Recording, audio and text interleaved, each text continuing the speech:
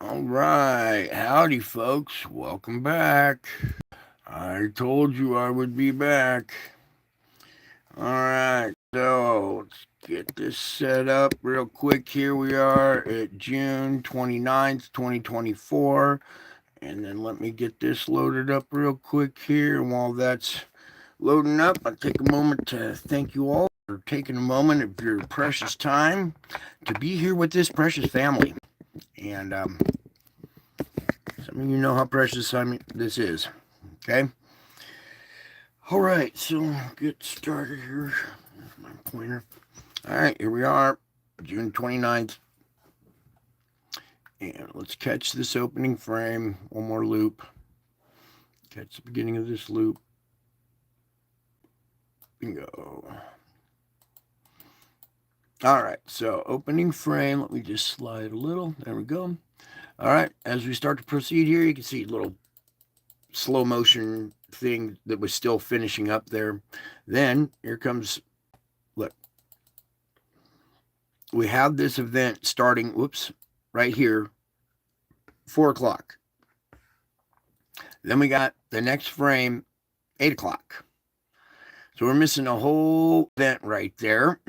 Sure would be helpful to see what happened there so we know what to expect. But after that, as we continue on, we have this lovely event down below here.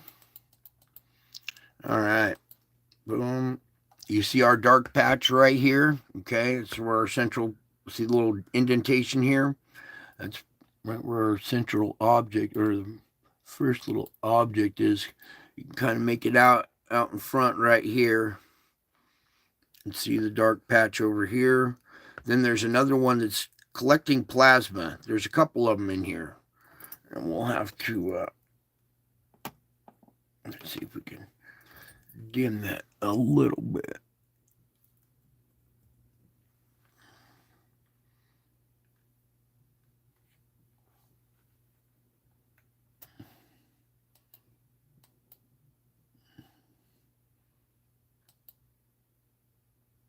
And you can see them over in here.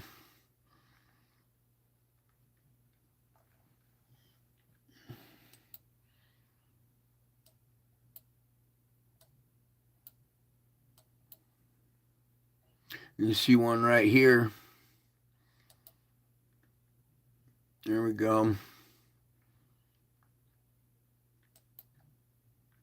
And then there's something else going on down below there too. You see this big spread from here all the way over to here? There's something going on right in there. You see this curvature right here? There's your object right there.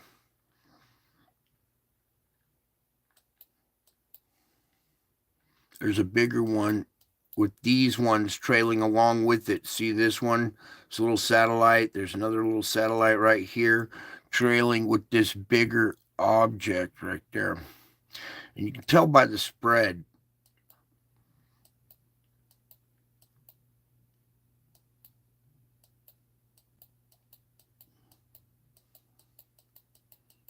All right, I dimmed the camera or dimmed the screen there a little bit. Hopefully that kind of helped a little bit to help see it.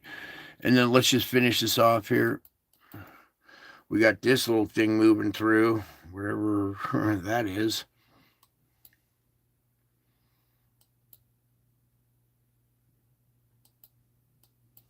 Yeah, let's just slide that just a tad bit more. All right, there we go. And then you see this really diffused, like long duration, slow motion event going on over here. See this big spread, see the spire here and going up there. So there's something big going on in there as well. See our dark patch over here? So something going on that side as well. All right, that's the opening frame. So bunch of skips in here. Whoops. But we did manage to capture some of it.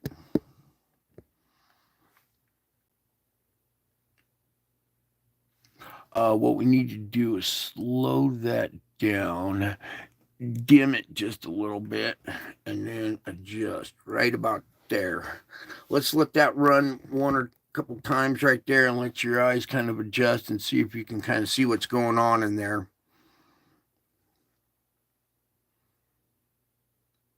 Did you see it?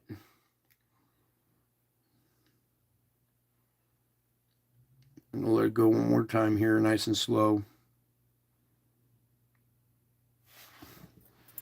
Could you see it kind of parked right down here for a few frames? Let's see if we can capture that frame right there.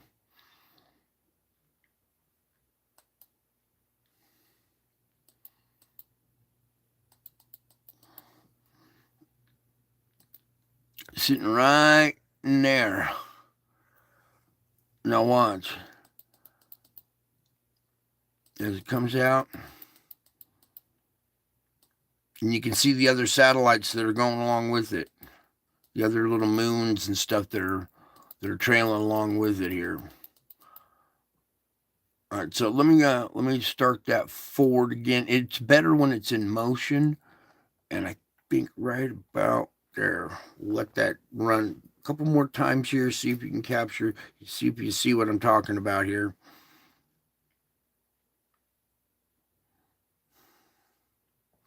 There's like a couple frames where it's sitting still and stuff's flowing over it, right? In this area, once it comes out, right there.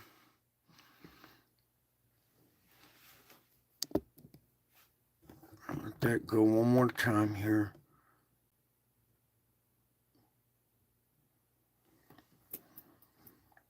So another big event, and then this time this might be coming our direction because it's coming out of this quadrant right here. It would be interacting with like the southern hemisphere. All right, so we'll go take a look at the tracker and see what's going on with that event right there. All right, so let's brighten that back up. Come on back over to Solar Ham. Jimmy, good to see you. Cindy, welcome. Becca, welcome. Cindy, thank you guys for being here, taking a moment of your time here. And everybody else that's in the chat that's not chatting, that's okay.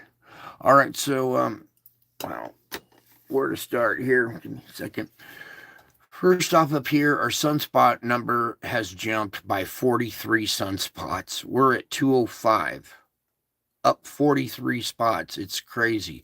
Our solar flux indice is creeping up 5 points. Not too bad, but what's concerning is the sunspot number count. And then our area is in the green. So let's just go on over and pull up this image first, and you can see all the numbers all over the place, right? All these different sunspot groups and numbered.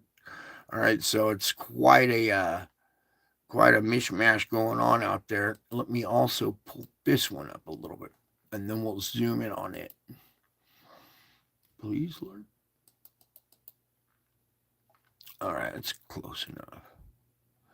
All right, yeah, this region has all kinds of little patches, but none of them are very strong or well developed or close together. So far we're doing pretty well considering this is old sunspot region 64 right here.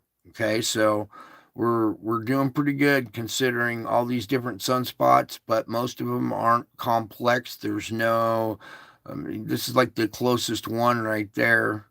But otherwise, the rest of the sun looks, even despite all the number of sunspots, is pretty kind of calm, which is good. I'll take that any day. Now, let's come on over here to our solar flux indice. You can see it was creeping along down by the seafloor here. And then we had our little event today. All right. And the indices lifted for a while and then crept back down. And then we have another pop going into tomorrow. I don't think we have the data for that one quite yet. Let me see if we can. Oh, we do. Last time it said no images. All right. So continuation of this event over here. Wow. Let's pause real quick.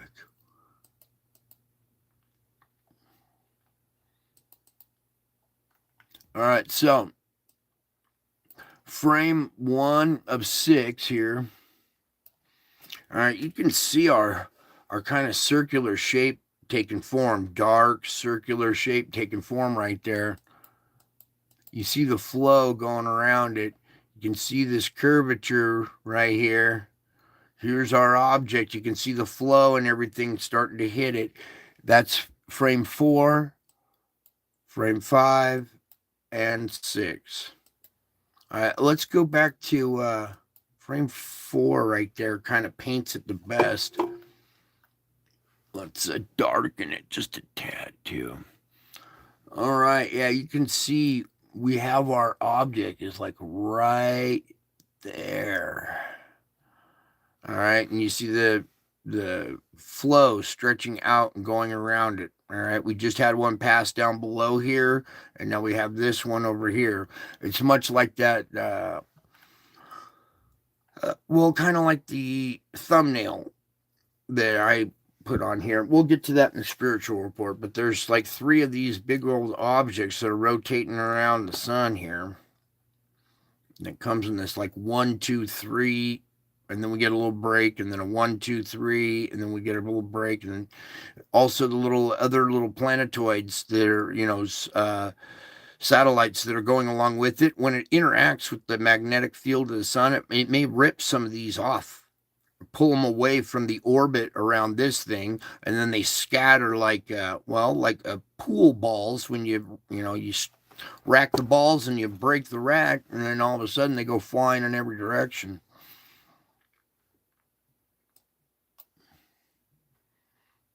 Yeah, there's definitely something going on in there because that's been a long, slow motion, long duration event, and you can see the curvature going on here. Boom. Look at the darkness right in this area, too. It's sitting right there. All right, so that was your event right here, kind of currently underway. All right. Meanwhile, let's just, I think we're zoomed in one too many there. There we go. All right, over here on our 3-day geomagnetic forecast, they're calling for all clear. All right. Now, depending on what direction this first one was going, the one down below here kind of seemed to be coming our way. That one could possibly get here in 3 days. All right. And whatever CME it brings, the geomagnetic storm of G1 coming on the 3rd, maybe, or something, could possibly be stronger. All right. Just like this last one. Until they kind of catch up with what's going on, I think they're going to just kind of keep underestimating them a little bit until they realize there's other things going on. Those objects bring radiation with them that they've absorbed. X flare potential 5%. We saw our sunspots. Nothing really too dangerous. They're all either alpha or beta. There's no gamma or delta configuration. So there was our KP index from yesterday. All right, so let's get into this article. A filament located in the southern hemisphere lifted off the sun beginning around 1500 on June 29th. This will likely fling a coronal mass ejection into space. However, the trajectory should be mostly south of the sun-Earth line. A further update will be provided once updated coronagraph imagery is available. A coronal mass ejection CME was produced and is predicted to possibly deliver a glancing blow on July 3rd. Just kind of like I was saying here. So on July 3rd, glancing blow, remember, let's pull up glancing blow here really quick.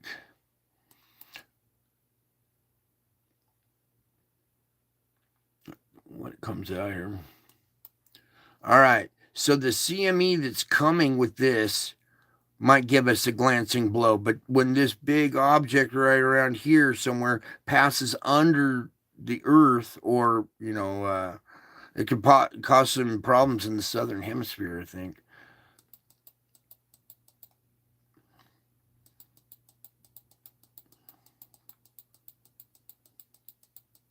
Yeah. So on this next round, all right, don't be surprised if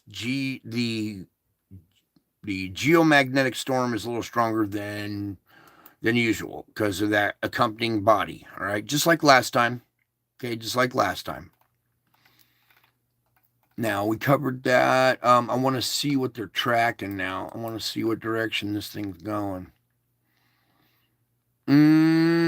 Look at this, you guys. We're gonna pull that open. No, I want the. There we go. Look at all the different waves it's tracking. Whoa, whoa, whoa, whoa, whoa, whoa, whoa. We need the real deal here. Come back, please.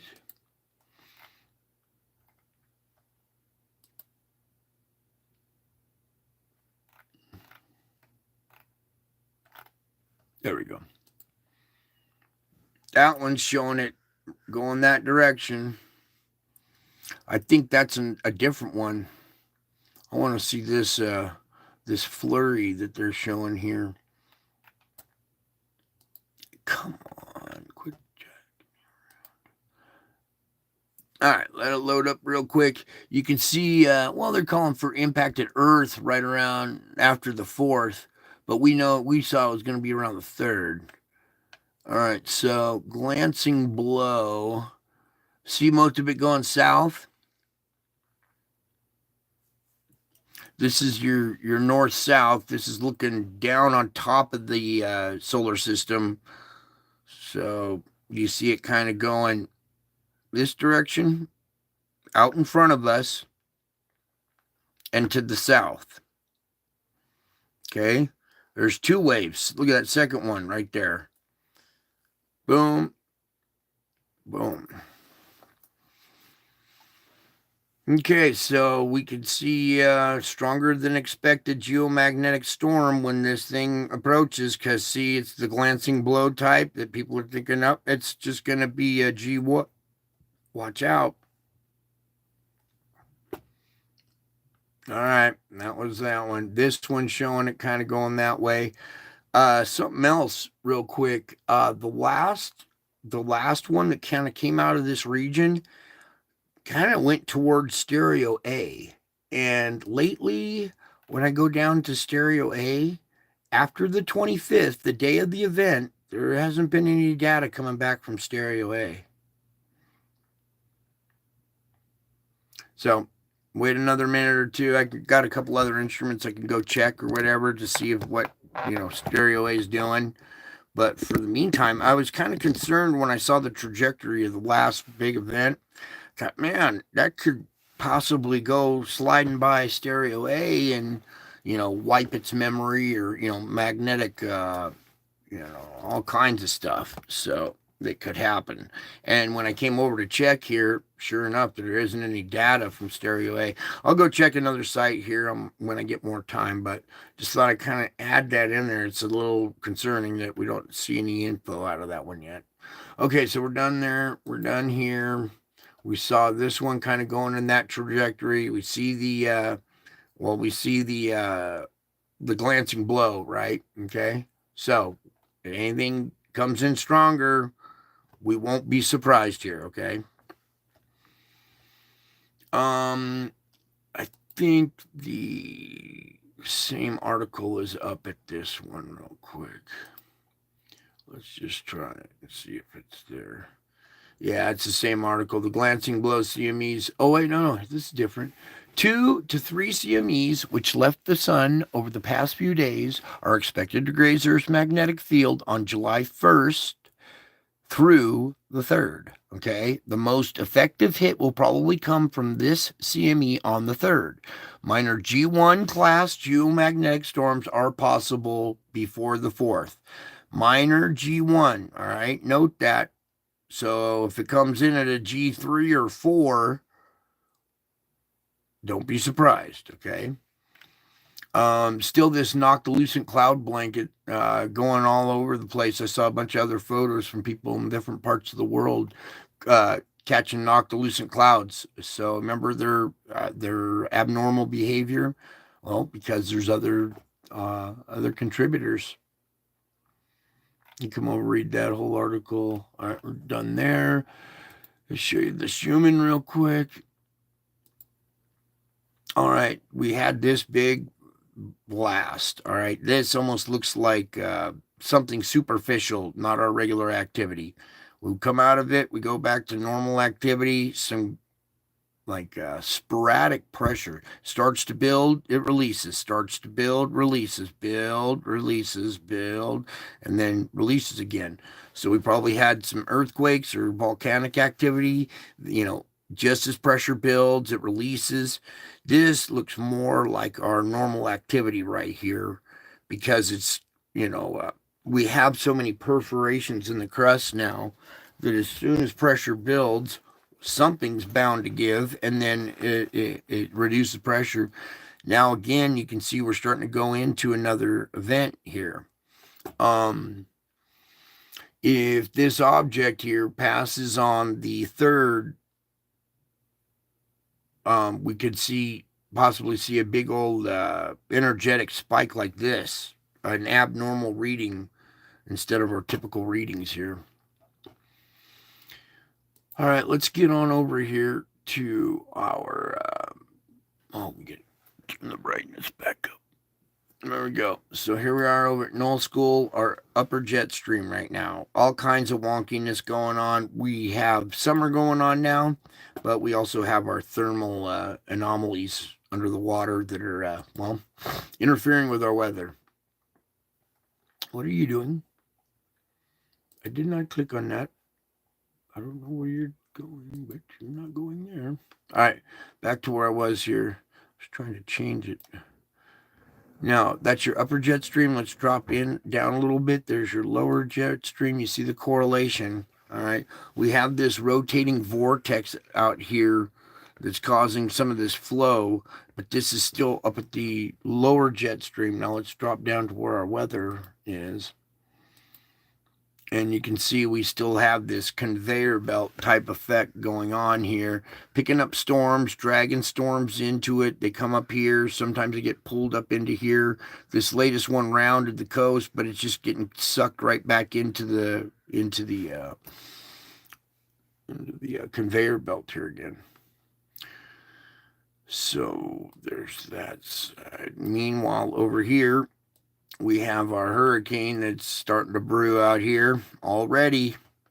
You see our conveyor belt setting up here, and here comes it. Pulled moisture off the equator up into it, and here we go with our hurricane. So where do you think it's going?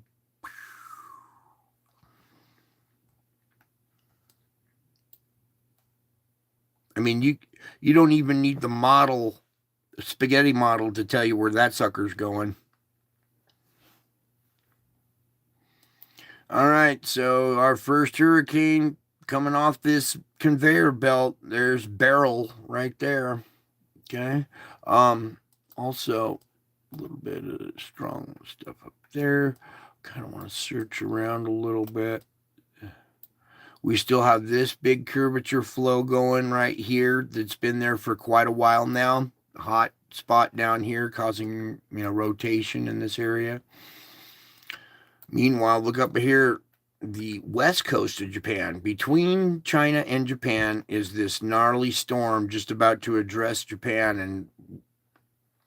And then we got this vortex out here where our heat plume is, causing storms. Okay, and then as we pull back, you see our big conveyor belt going like this. And then these storms that are brewing in this hot area in between Japan and North Korea. There's a patch of hot water in there. And you can see that this is how Japan was carved.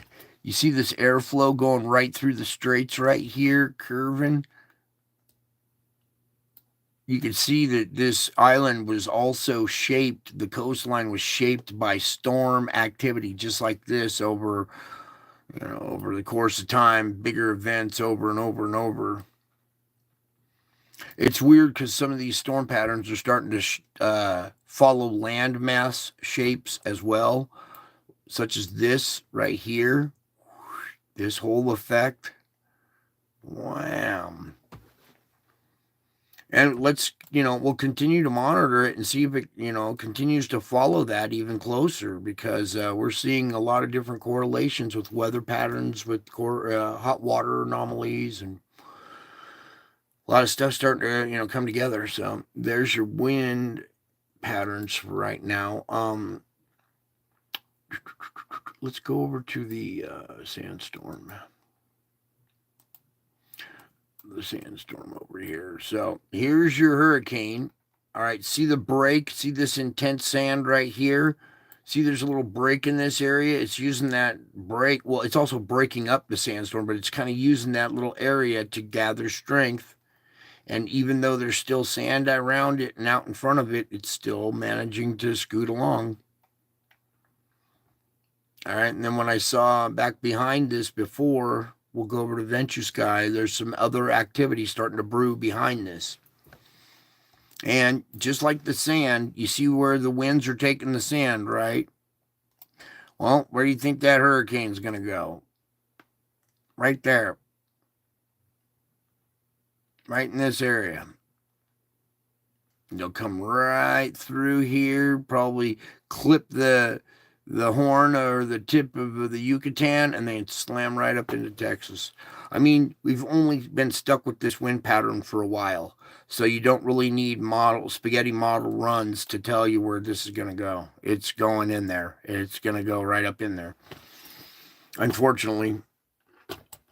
But you still got plenty of time to prepare for it. Okay, this is your early warning, because probably by the time it reaches this area, a lot of sand will be kicked out of the way, and a bunch of other storms will be keeping, plumes at bay so they can gain strength. This is probably opening the storm door I pray I'm wrong, but let's just get prepared. Everybody, you still got time. What I'm concerned about are these islands right in there, because over the course of time, if we keep getting one after another going through this band, it's just everything in that band is going to get hammered. Okay, so let's back on out and come over and really look at our sandstorm. It's, very dense here, pushing off into the ocean. We got this whole branch pushing all the way up into, Norway, Sweden area now. I mean, it's getting pretty far north. It's covering a lot of Europe right there. You see how this rotation here is help pulling it up. We got wind patterns that push it to here, but then this hooks up with it and pulls it the rest of the way up. See how it's a little stronger up here? It's separated some of this and taking it up. It's going to take it right up through there, right up through Norway, Switzerland, Sweden, right up through there. And then meanwhile, look over here. This whole side of the world is just covered with all kinds of sand. All right, it's all spread out. Some pockets are even more dense, like around the Gobi Desert and stuff like this.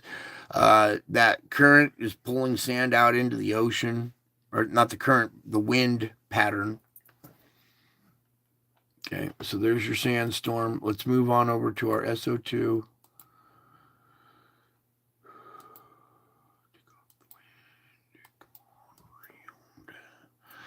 Okay, here we are. The country divided.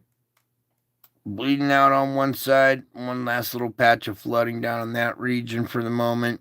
But it's starting to fill back in again. Little patch of this over here, but there it is. We got intense plumes up here that are starting fires up in Alaska and Canada. This gas comes out of the ground so hot that it, creates fires. Spontaneous combustion of the vegetation around a vent will start a fire. And you see how they correlate with the hot spots and, just some spots too, okay? And not all of them, but you can see that this hot gas is indeed causing wildfires to start. So, and it's creeping down into this area. Other little spots down in here later on could possibly see fires. There's one right here.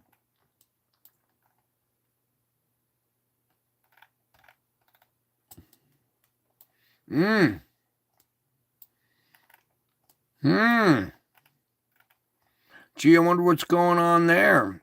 These fires down here in Southern California, see there's a couple little red dots in there as well. Hopefully you can see them. Yeah, there you go.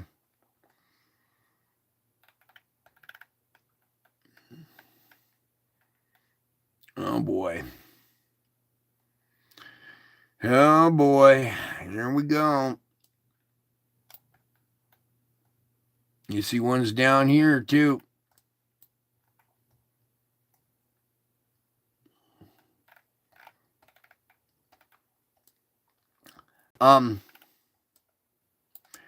Only a couple little ones right here, but where we're seeing gas escaping is the potential for fires is a lot higher. So if you're looking at this map and you see where you live, and there's a plume or there's no plume, these things are, look, let's go right in this area.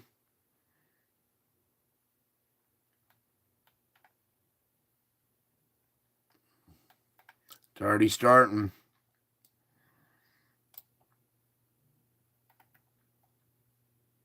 Everybody in this area, pay attention. Everybody pray for the people in this area, okay? We're going to need strength and endurance and tolerance and patience and understanding. And, oh, boy, it's just... All right, well, there's that. Let's take off the fires for a minute now. But what we got to do is look down here through Mexico. You see it spreading down through there. We have this region here that's a hot spot that we saw 6.0 at. All of these islands here are spewing SO2. I'll take the, there you go, see?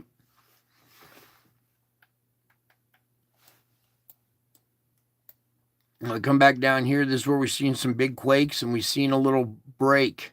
See this area where there's white? This used to be all pockmarked with these little tiny cubes. And right now it's kind of dissipated in this region because of our quake activity in the area. We still have our perforation in the crust right here at our fulcrum point, pumping out a lot. Other ones are kind of faint. Well, they're there, but they're just they're not super strong. This region pumping out a lot. You can see the plume going out into the ocean, kind of keeping the pressure relieved in that area. Come on over here.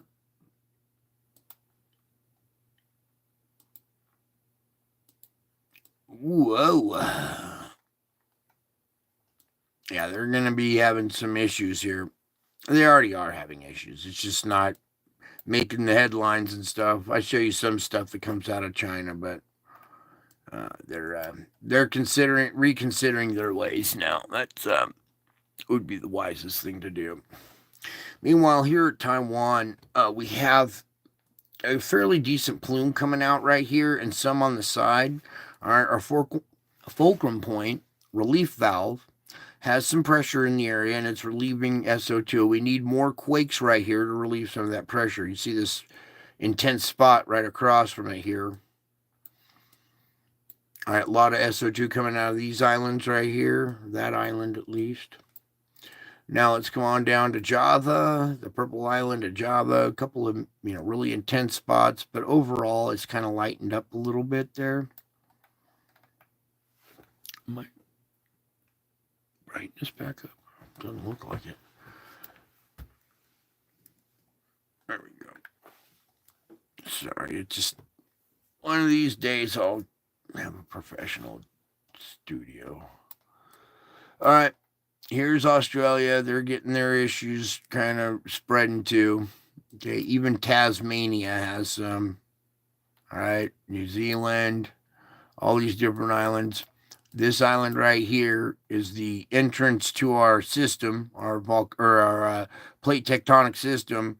And this Long Island has two little vents right here that are venting some SO2, which helps reduce pressure when it comes into the system. All right, so that little island doing its job. You can even see, over here at Fiji, we're having SO2 emissions where our deep quakes originate in the first place here. So, it's right there somewhere. Right there. All right, a little bit better. It's just bugging me.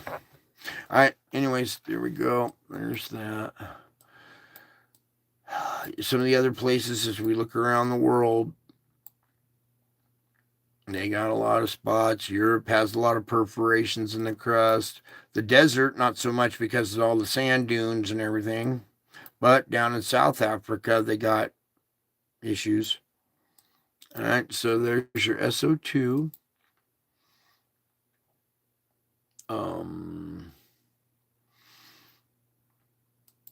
Back to the particulates real quick. We're going to do a quick SO4 report. Okay, SO4, like SO2, is sulfur, but it has 4 oxygen atoms per molecule. So instead of SO2, it's SO4. So like sulfur quad oxide, if you think of it like that, in layman's terms, kind of. Okay, and you see it all over the place here. It's emitting from the ground. It's also man-made as well. But the fact that that's not what we're reporting about is the fact that is a particulate. Okay, it likes to adhere to water and create raindrops. All right. Well, when this goes to adhere to water droplets, it doesn't adhere to it. It bonds with it instead. Makes a chemical reaction instead. And when this chemical SO4 bonds with H2O, you get a compound called H2SO4, which is better known as sulfuric acid. And what you're looking at are the components for sulfuric acid all over the planet. And it's a particulate too, so rain, water droplets will adhere to this and bond with it. It bonds with water. And how much water is on this planet? It's in the air, it's all over the oceans, it's in the lakes. So your storms that are, hitting the country or anything like that will, a sulfuric acid hurricane, something like that. It won't be strong sulfuric acid. The pH will be, light, but it will be sulfuric acid, H2SO4. Yeah. Did I say it wrong? Maybe I did. Sorry, I'm exhausted. I get a little energy drink back at me. All right, so there's your SO4 report. Now let's come over to the ocean.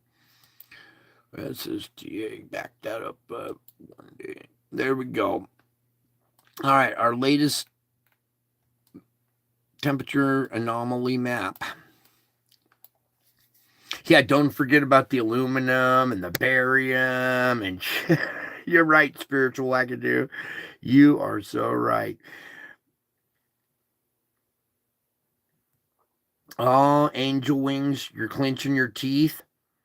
Yeah, and your jaw gets sore. I know. I bit out all my teeth doing that. Clenching my teeth so hard, I crushed them and broke them and basically bit out my teeth. So gnarly. That's quite a confession for the world, huh? Anyways, here we go with our big yellow bar starting to form right here. Okay. We got, it's just growing in size and intensity.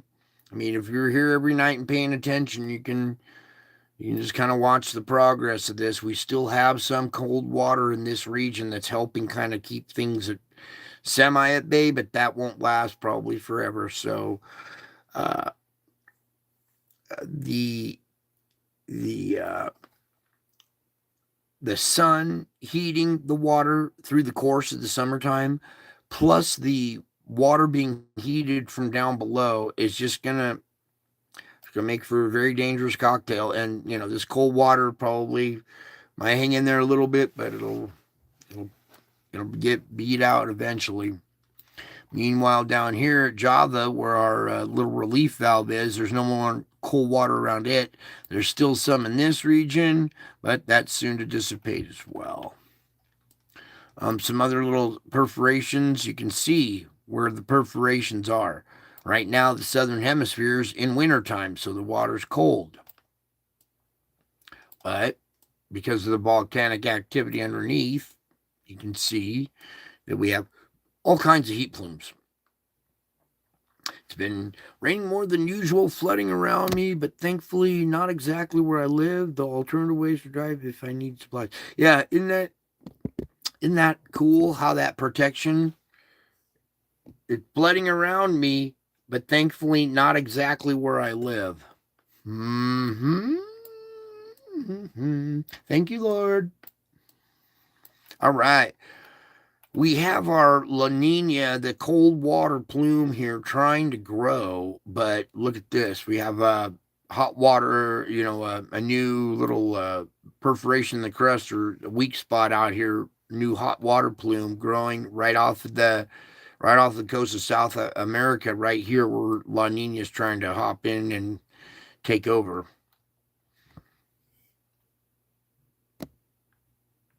All right. Sorry, just taking a sec to read this stuff in the chat. You're forgiven. I'm sorry, Brian. I've been busy. Oh, you're forgiven. That's my favorite thing to do. You've been busy? Oh, you're forgiven. I can relate. Being busy? Yeah, I can relate. I can really relate on that one. That's different. We do have this little hot spot trying to form here. It's getting smaller, actually. This cold water plume right area. We also have this little getting smaller, but it's quenching the area. This, should be all orange and yellow. So this delayed a lot of the heating process in there by a lot. So that was a saving grace. Can still be for a while. All right. Let's go this way. We talked about this one. You can see it's growing in intensity. Let's go up to the top of the world. All right. This is all cold water up here. So wherever you see hot water, it's abnormal. We're seeing perforations in the crust, even at the northern part of the planet. Okay. Now, as we get into here, look at the coast of Alaska here, starting to glow all yellow and orange and stuff. We have this spot, new perforation in the crust out here in this bay off the Gulf of Alaska here, out here. So that's been causing its own little vortex sometimes. Meanwhile, look at the Kamchatka, and then we got a couple of hot spots growing here. We got our fulcrum point right here. Look how the fulcrum point's cold, but then coming down the next plate boundary, this island got a hot spot growing on it. Watch out for a volcano eruption right there, possibly, huh? Wouldn't you think? And then we got another volcanic vent on the ocean floor there. Activity going on along the coast, clear up into the bay. Over here, Japan, our hot spot there. In between Taiwan and Japan, see how hot this water's getting? That's been enabling the wind currents to go in between these islands to pick up moisture and then have storms hit the backside of Japan right here. And that's what we're currently at right now, is the storm hitting the backside of Japan. So let's check out. See South Korea, see the cold water. So they're okay. It's North Korea that's in hot water. Literally. They better pull head out of ass real soon. Okay, here we are at Taiwan. You see our yellow patch is kind of subsided a little bit. There's still some there, but it's not as intense. We did see a couple of quakes there the other day, or yesterday, sorry. You could see this little band where cold water trying, but it's still getting overpowered. But overall, the pressure has reduced a little bit around our relief valve here. Okay, you can see perforation over there. Cold water inundation there. Now, over here at Sumatra, this is starting to grow out here. You see this chain of islands just off of Sumatra, all volcanic islands. Right out here, there's something going on. A lot of heat building up on the ocean floor out there. So we have Java and Sumatra both covered with volcanoes and volcano activity, but not enough. Something's growing underneath. Same over here at Madagascar.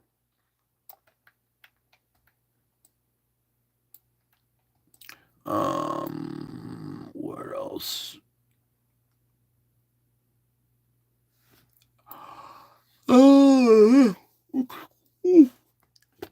Excuse me.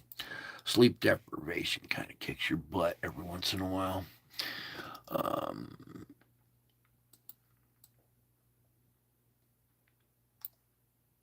I'm just kind of looking around myself. This is something different right here. This is really cold too. So something going on here. Cold, really cold water kind of emitting from somewhere. This is down at the Gulf of Mexico. This is the tip of the Baja. This is where hot water is, not cold.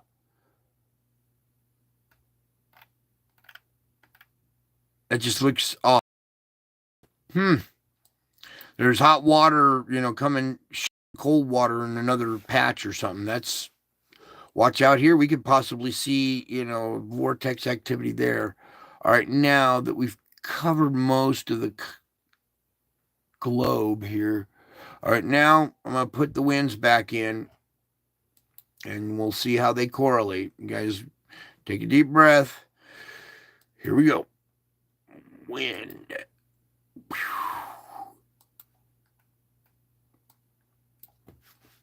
All right, so I'm just going to let that sit there for a second. You can see our conveyor belt structure starting to take place here. It's matching up with heat anomalies, right?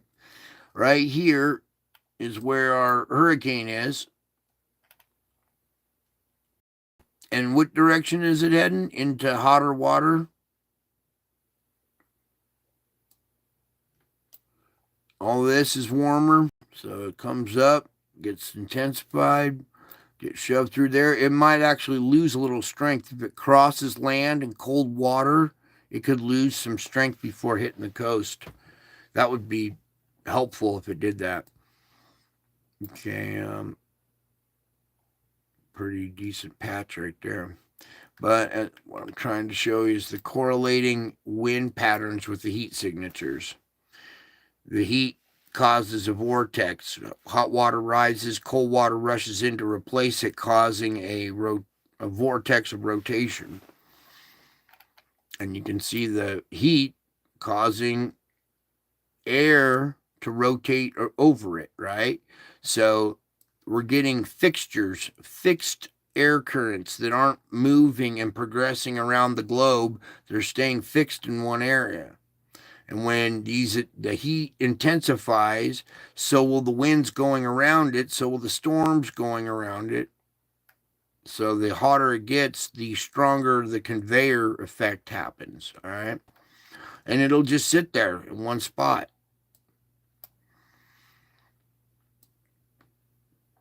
Okay, let's look on this side real quick one more time. Now, as this conveyor belt system right here, all right, you see it rotating. Lately, it was kind of going up the coast, and this was shut off. There was a little door kind of thing that was shutting off the air path through there.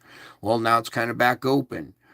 This conveyor belt type effect can pick up a hurricane coming off the coast and send it in, make another one right behind it, another one right behind it, and we could see like a loop of 8 to 10 hurricanes going around in a circle, almost like a carousel with a bunch of horses and elephants and all the different things that you ride, all going around like a carousel.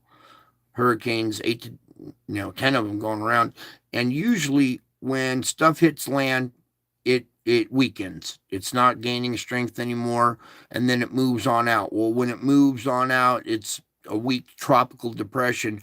Well, it's going to move not into cold North Atlantic waters. It's going to move into boiling hot Atlantic waters, and your hurricanes will actually gain more strength up in this region than they will down there. Could you imagine that? Now, hurricanes gaining strength coming up here, well, where would they go? Follow the wind pattern. It would be riding this conveyor belt right into that area and turning the corner and lashing this coastline. The coastlines around here, it's time to start getting back from the coastlines around the Atlantic here, around this conveyor belt system, okay? All coastlines, really, okay? Something else that we'll get to here, someone was asking about the water event, and there's like multiple events, okay? We got water, in the air now, more moisture content in our storms. We have the ice shelf down in Antarctica. We also have, when the planet shifts like this, there's a bulge of water that goes around the equator. Now, if the axis shifts and we start rotating this way, well, then your water bulge is going to shift, and it's going to cause all the water that's at the equator to shift and spread around different regions. Okay, and I'll let Mike kind of do a little bit more description for you. It's a very touchy topic, and I don't want to get kicked off either. I mean, everything I touch is, or everything I report on is very touchy, but let's give you just a small demonstration. Lord, how do we do a demonstration here? Okay, so here's water at the equator is squeezed like this because of centrifugal force. All right, so the water height at the equator is higher than it is up here. All right, because it's the rotation of the earth and centrifugal force is pulling it outward like this. All right, so if all that water, and it's about 1,000 feet in or well, it get pretty high elevation. It's not like a big wall of water. It gradually gets higher. It's just oblong like this compared to the earth. Well, when that shifts and all that water collapses back down, it's gonna rush inland, right? And then you get. Let me pull up the earthquake report here now too, because I want to use this map for a second. And then you'll see areas like this. You can see that there was water in this whole region right here at one time in the past, right? You can see that that whole Central Valley was all one body of water. It was a bay, all right? It's basically the Bay Area was this whole area until water receded and went out. Any kind of event, the equator event or the shelf event down in Antarctica, is going to cause oceans to rise and go back to previous water level spots.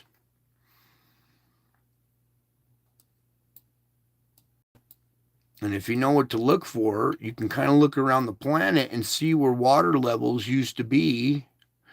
There was water way up into here. You can see the little body of water still stuck up there, the Salton Sea, right? Because the ocean came all the way up to. So some of those empty areas that you see be filling in, right?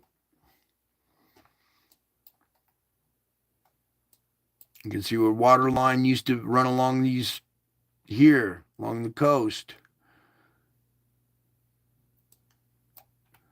See all this area that's flat right here? This is all plateau. See this? This is just the same plateau, just a little further underwater is all. So when the water comes up, it's going to go right back up to that level.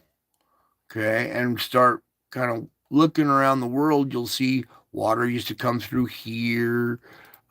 All through this area was covered. Look at all that area was covered up to here. All that was covered. All kinds of little pockets of water all through this region, all up through in here. Can you see it now? This whole time it's been staring right in your face. Okay, so let's get on with our earthquake report now. Let's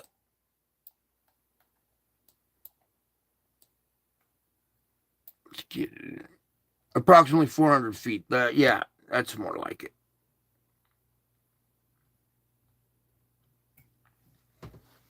Yep, I noticed some canyons. Yep. You guys are getting good. All right, our deep quake region, we have a 4.5 down at 556. There was another quake there.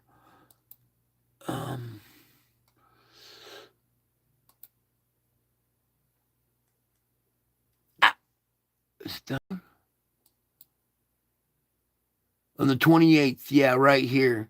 See, 628.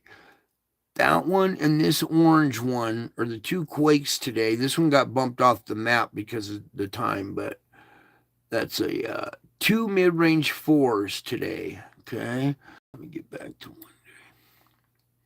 Yeah, there was a second quake up there. So 2 mid-range 4s at depth today puts 5 magnitude, a little stronger at the surface. Nothing so far. We have this island right here. Helps vent pressure. A lot of volcanic activity through all that region. One little quake right here, 4.6 down to 27. Look how quiet all this area is. Eerily quiet. Coming up here, plate boundary, please. Another mid-range fort, 46. Mid-range fort, 81. But look how naked it is and quiet through that whole region. Meanwhile, down here, plate boundary, 5.6 at the surface. Let's get in over here real quick. So we got a little quake suppressing right now. 4.8 at 155. Mid-range 3 right there. A little bit of jump in magnitude back up to mid-range 3 in that area. This is actually two quakes. 4.3 down at 151 and a 4.8 at 155. Volcanic feature. Yeah. Kind of faultish right there. Let's see how come up through here. And then this also crossing right there. It's almost like a little intersection of faults. One that's swooping around this side and one that cuts right through there. So in between, they come to a point right here. Right here. So just back inside that point, inside this fulcrum right here. Bing, bing. What is wrong with my camera? Is my camera picking this up? All right. Look at this. You see this little bay? You see the water in the middle? Do you see how the water went all the way around through here? Okay. You can see old scars from where the old water level used to be.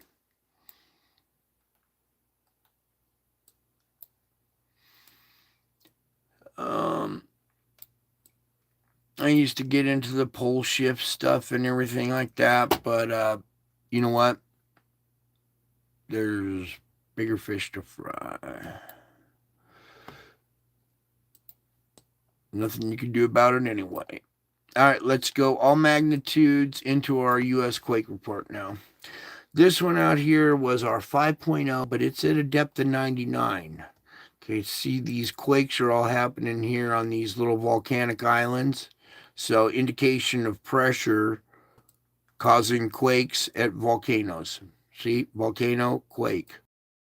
No, little flurry. See a little flurry of quakes around that one. What is going on with my camera? Are you guys able to see the color of these dots? Because my camera is not picking this up. All right, well. But as you can see, earthquakes at a volcano.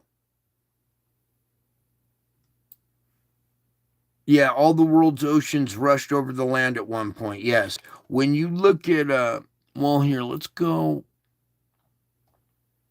Well, my region is a good example here.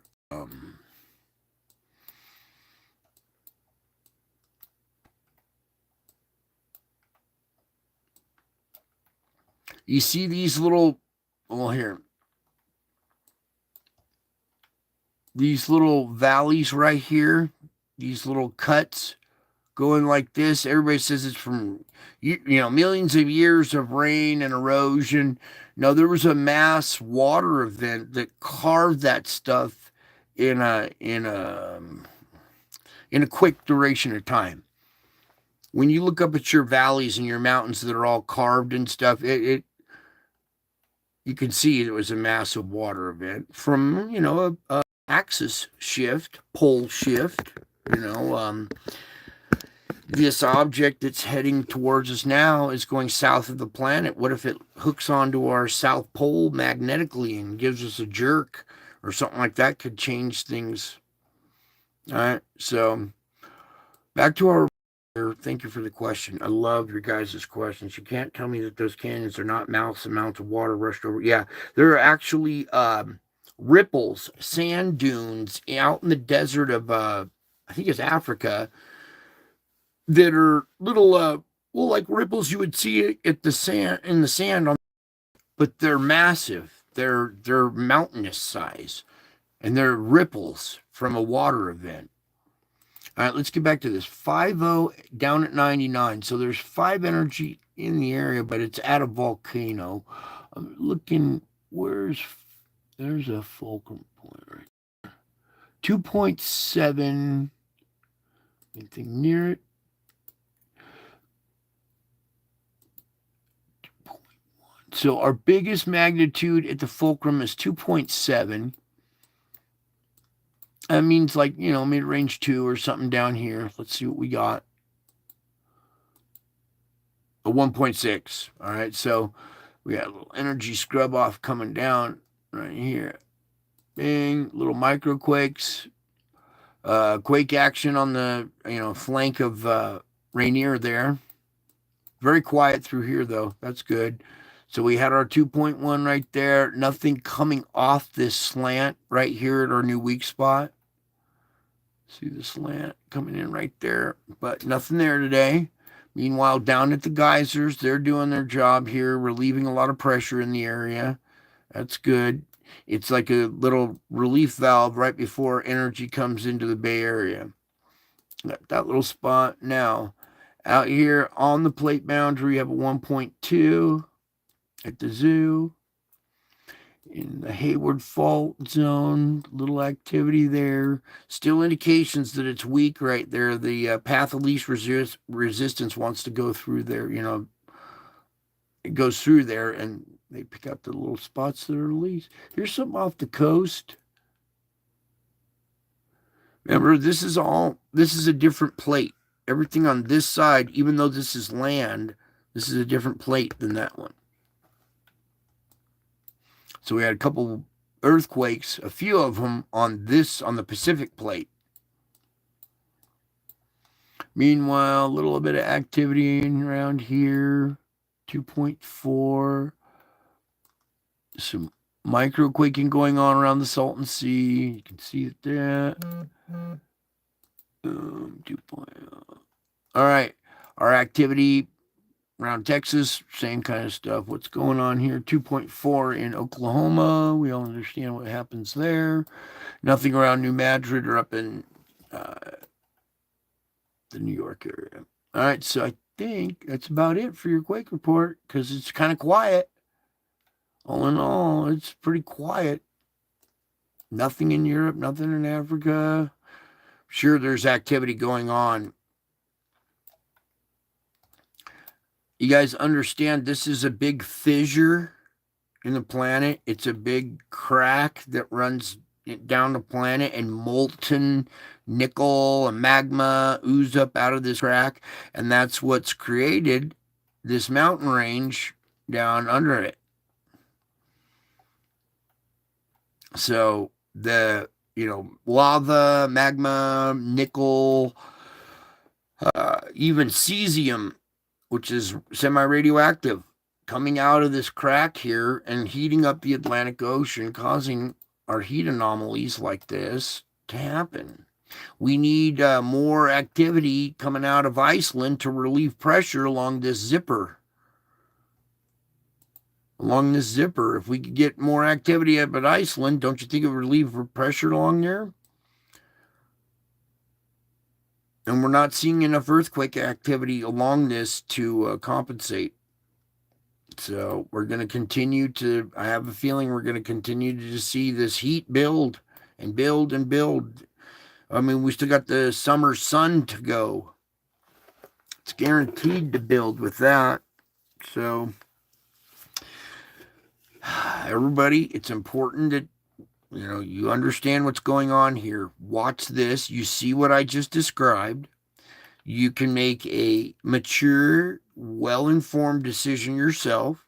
If you live in this region, maybe it's good to start clearing out of here. All right? Clearing out of this region. You see the pattern setup is going to be. I described what could possibly happen for the last couple of weeks. And you see this hotspot growing, and we already have a hurricane forming.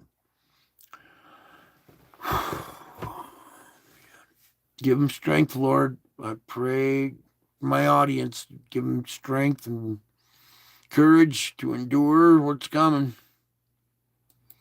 To endure the knowledge I'm dropping on you, too. We'll get to the spiritual report here in a minute. We're going to need it. Meanwhile, 33 erupting, 28 in morning, whatever. Still 61. And as it slowly opens, what are you doing?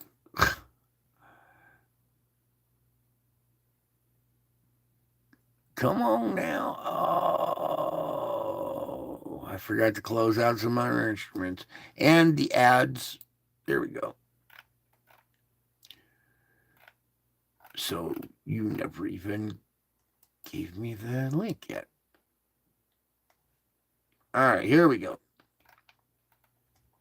Going into the 30th now, we have Semeru at 15,000. That's its max. It's new record, so it's pumping full blast. Aoba in Vanuatu had a big blast the other day, so it's still kind of unknown right now. Popocatépetl, 19,000 feet. Songay, it's always having 22 to 24. Reventador, 14. All right, so that was just now or just recently. And let's click on today, which was now yesterday. My, how time flies, huh? Today is already yesterday. Back to Etna, Strombolian activity inside the crater. All right, you see this lava spatter coming out of it. Okay, so Etna's coming back to life. Stravinsky, Reykjanes Peninsula. Only a few days after the end of the last eruption, there are signs that the volcanic system is getting ready for yet another eruption, possibly in the near future. All right, another eruption there would be welcomed. Sorry to say, it would be welcomed, don't you think? Because what I just described to you, and I showed you this, don't you think? See all the old water around here? Don't you think we could use an eruption here to kind of relieve pressure in the region? Okay. You can see the uplift. Okay, when pressure down below pushes on the underside of the crust, it causes land deformation.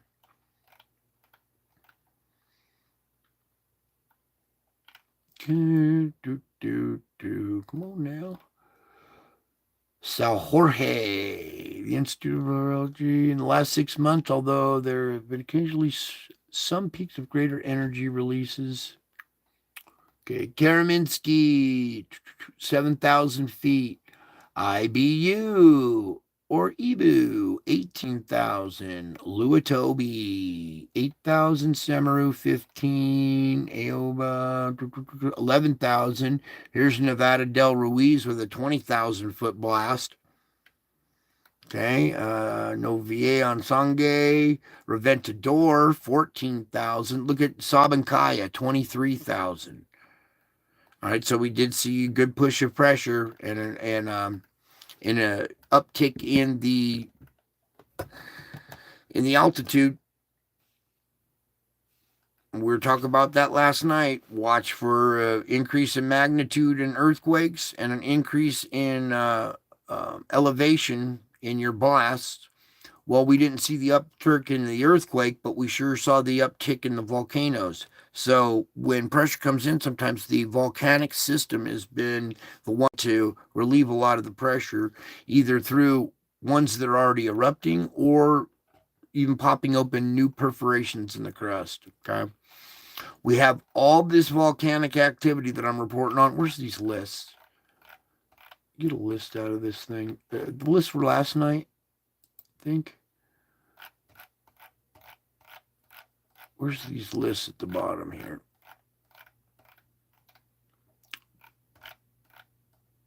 Maybe it's this one. anyways, we have those long lists of all the different volcanoes. That's on land.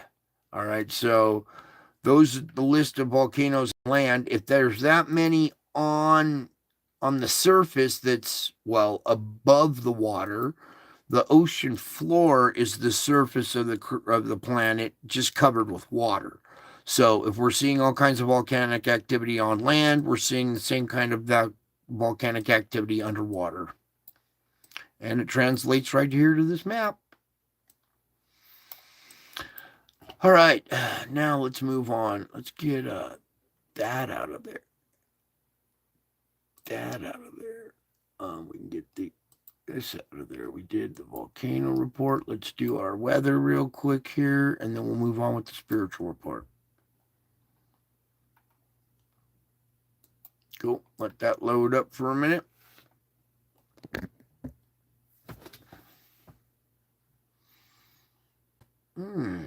Interesting. I see everything kind of happening here in the middle now. Here comes your hurricane. Did you see where I said it would hit? Yeah, that was easy. That was easy. All you had to do was follow the wind current.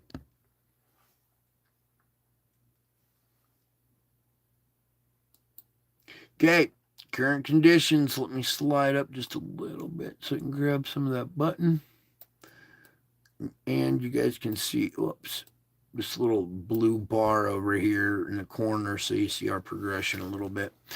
All right, current conditions, nighttime of the 29th. Here we go. Sporadic, isolated supercells popping up through all this little area through here. Okay, you see the tail this low, and the tail of it streaking all the way back, actually connecting to the moisture plume coming up. This is the same scenario we saw last night, actually played out.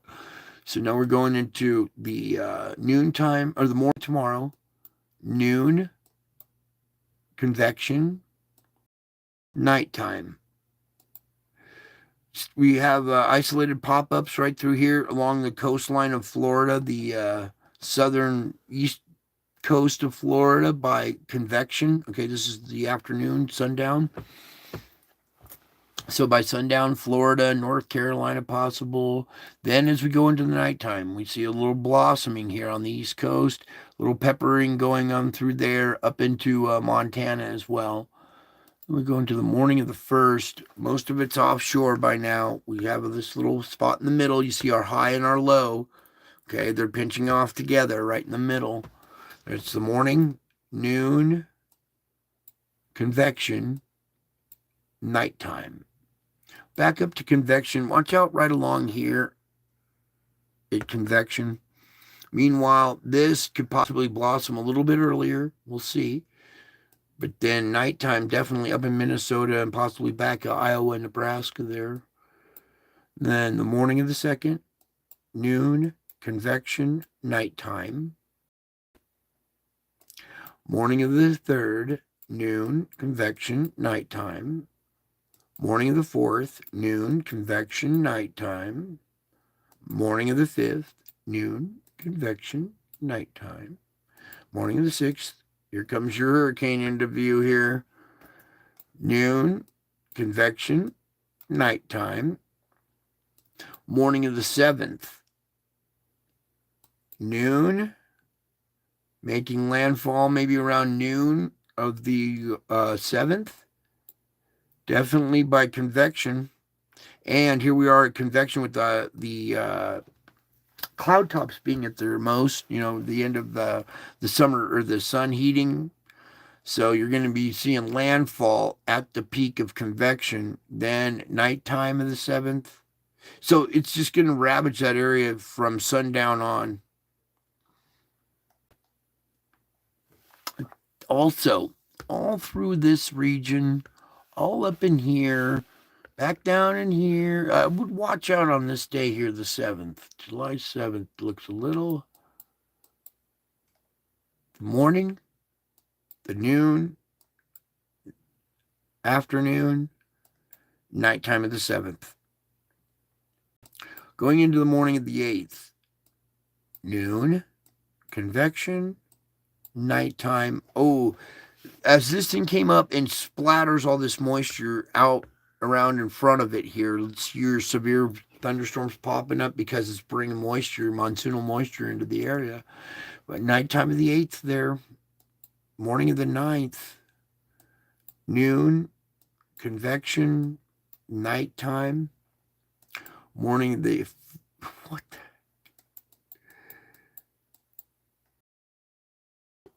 it splatters moisture out in front of it and then runs into its own moisture and gains strength.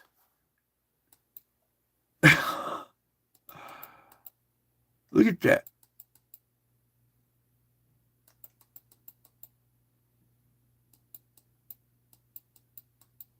Amazing. So that'll be the convection of the 9th going into the morning of the or the nighttime of the 9th, morning of the 10th, noon, convection, nighttime, morning of the 11th, noon, convection, nighttime. Out up in Canada, 12th, noon, convection, nighttime, 13. All right, that's a little further out in the future. All right, so there we go. Our our weather is being affected by all kinds of different factors now. We have our particulates. We have the thermal heating, putting more moisture in the air. We have SO2 bonding with all that moisture in the air. We have spherical objects that are spherical, the spiritual realm using spherical objects to control, manipulate, enhance, decrease weather, direct it, indirect it. So weather is so volatile now that forecast models are hard to, aren't as accurate. So it's important that you learn to kind of read your weather every day, what to expect when you go out the door. Hey, what's the weather report for tomorrow? Or when you get up in the morning, what are we expecting today? Are we expecting thunderstorms? Because if they say no, well, keep looking outside because it might happen still anyway. It's just really hit and miss now. So it's important that we kind of watch, keep up on the weather, learn how to read your own skies too. These tornado chasers are fun to watch and when they're chasing tornadoes, but it's important to listen to them. And when they're directing and pointing out the sky, know what a wall cloud is. Know what an updraft is. Know that when the sun goes down, all that convective heating from the day is finished, and now everything that's been pulled up into the sky is now going to fall. Okay? Know that your rain totals in what used to, be a storm that would dump an inch, now dumps 10 inches. If you're low-lying area, you know that 1 inch of rain you can handle, but 10 inches of rain in one storm is going to flood you out. Severe weather with large hail, tornadoes, lightning. We never talk about the lightning that comes along with it too. So a lot of important stuff to, kind of all take in and be aware of as we progress into the future here and our weather patterns change. Especially if we're having, conveyor belt type activity at the end of September, and we just see hurricane after hurricane after hurricane lashing this area, you guys will be long gone by then. Probably have to evacuate by then, but hopefully it mellows out. We can get another perforation in the crust somewhere to relieve this a little bit. But it's kind of like this runaway process going on here. And Mike's talking the hypercane would be, just one big hurricane right here, the eye being kind of in the center where this heat plume is, and then everything rotating around it would just be like the eye wall. 200-mile-an-hour straight line winds just racing around one central spot in the middle of the Atlantic. we take on too much pressure. Where'd my earthquake map go? We take on too much pressure, and this plate boundary, the Mid-Atlantic Ridge, unzips some more, and we have a lot more hot water, or a lot more magma pour out of it. You could see this area grow in intensity real quick. It's important that you understand what's going on here and you see it with your own eyes, grasp the concept, watch it unfold, so then you can make a better decision. I'm telling you right now, from what I see, get away from the coastlines all the way around the Atlantic. And you know what? We have the other issue too, the sloshing back and forth like this. So you might want to stay away from all coastlines from that. We could see one of these things pop in a huge volcanic explosion underwater, sending tsunamis all around the coastlines.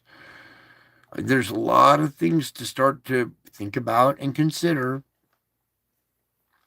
I'm not a fearmonger here. I'm not trying to scare you. But what I'm telling you is the situation is very scary. Okay? Now, all this stuff also scary. We've seen the political spectrum and what's going on there, just totally causing chaos in the spiritual realm. It has disrupted so much. But what I'm going to try to share with you guys tonight, a very important thing. I'm not a man of politics per se. I am registered to vote and I do vote, but that's my business, who I vote for.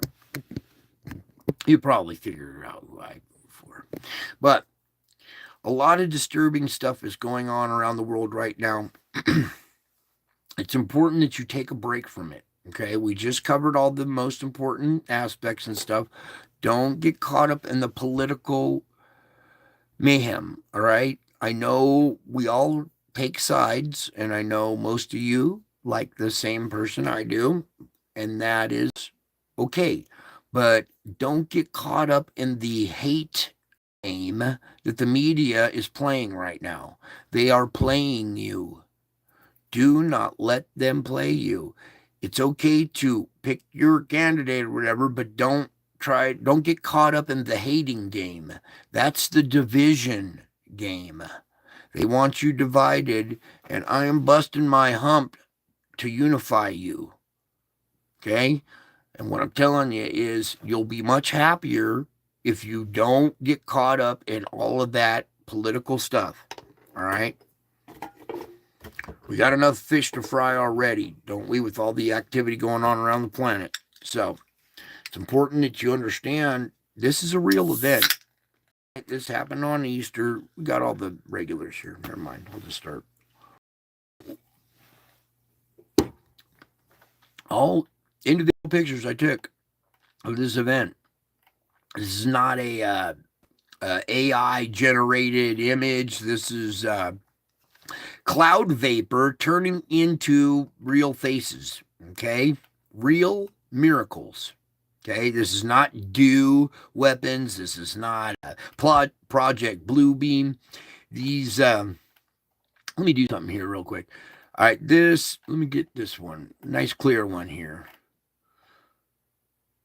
All right, this one right here is pretty clear. You can see it, right? Now, when we pop it open, it's a little fuzzier, right? It's closer up in your face.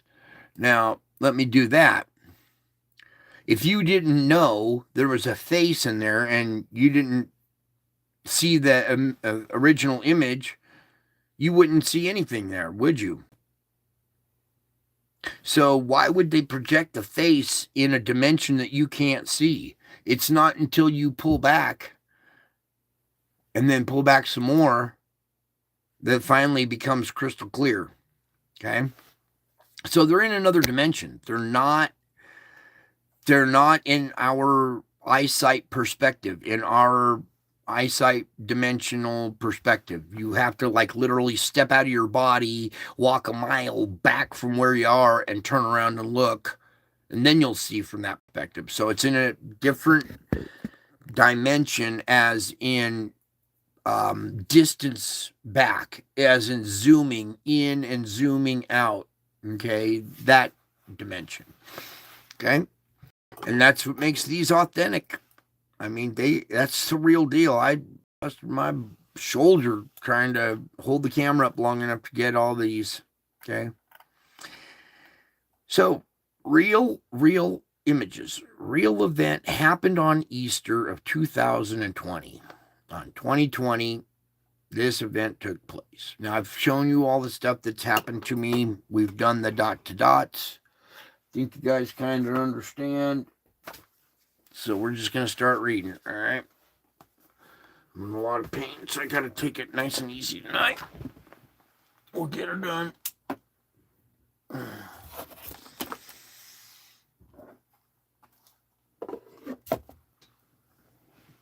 All right, here we go. Everybody take a nice deep breath.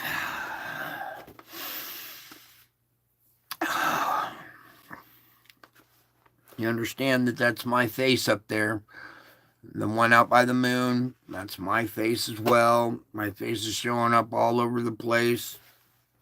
So, because always hear, seek my face, seek my face. Where is it? How do we seek it? Well, it's showing up all over.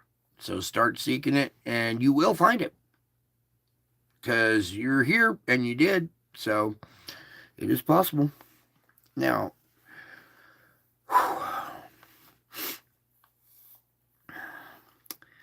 as you're looking at those images and thinking about who I am, I want you to know that I guide you in the way of wisdom, and I lead you along straight paths. Wisdom can be defined as the ability to make good decisions based on knowledge and experience. Okay, so experience is well, for somebody to be an expert, the root word would be experience. So you can't be an expert if you don't have the experience. All right. So you got a lot of these people running around, self-proclaimed experts with absolutely no experience. Okay.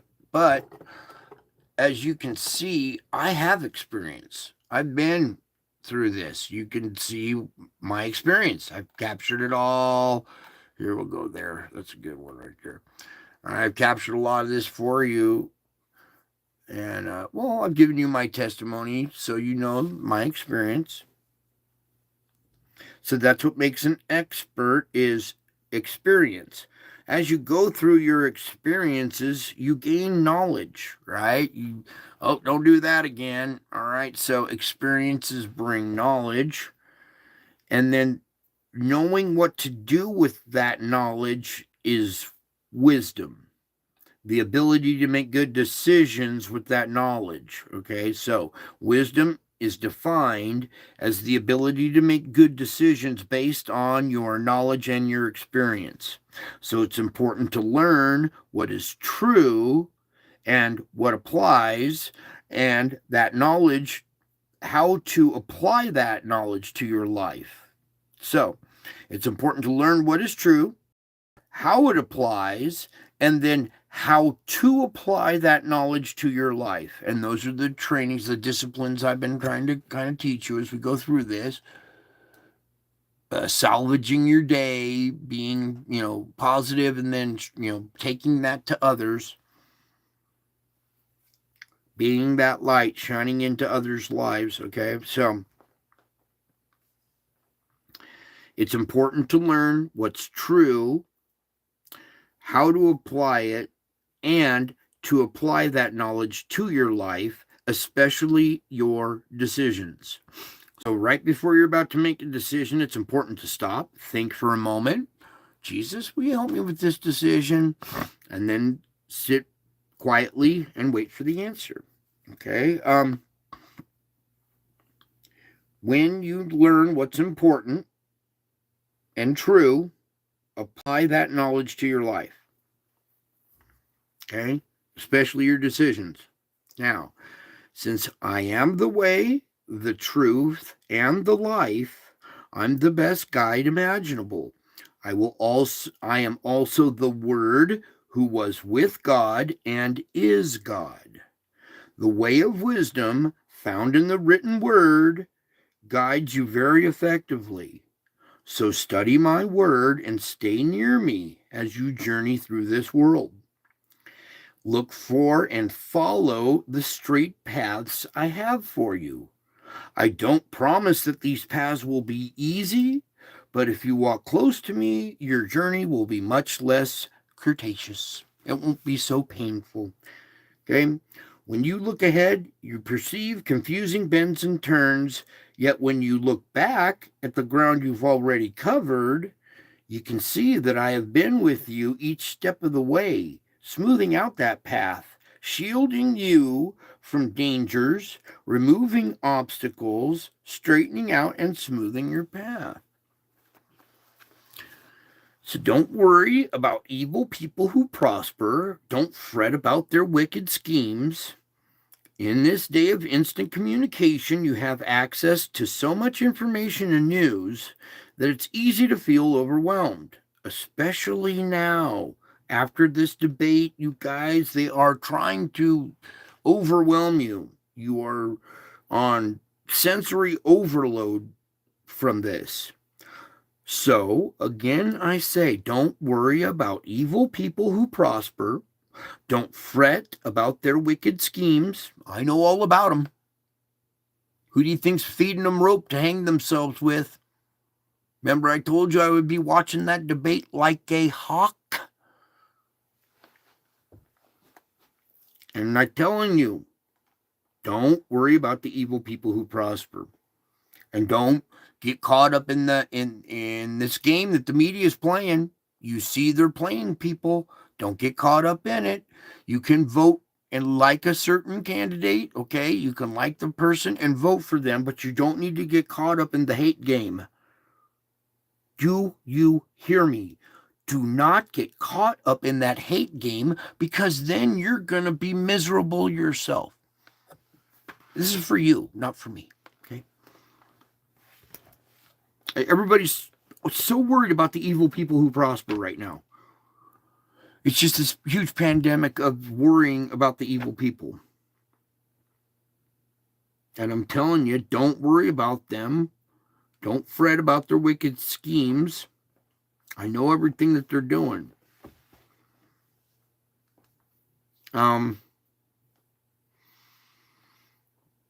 Let's see here. And since you have access to so much information and news, it's easy to feel overwhelmed. That's why we do this part of the show, because that all the information I just gave you is overwhelming. And I don't want you to feel overwhelmed.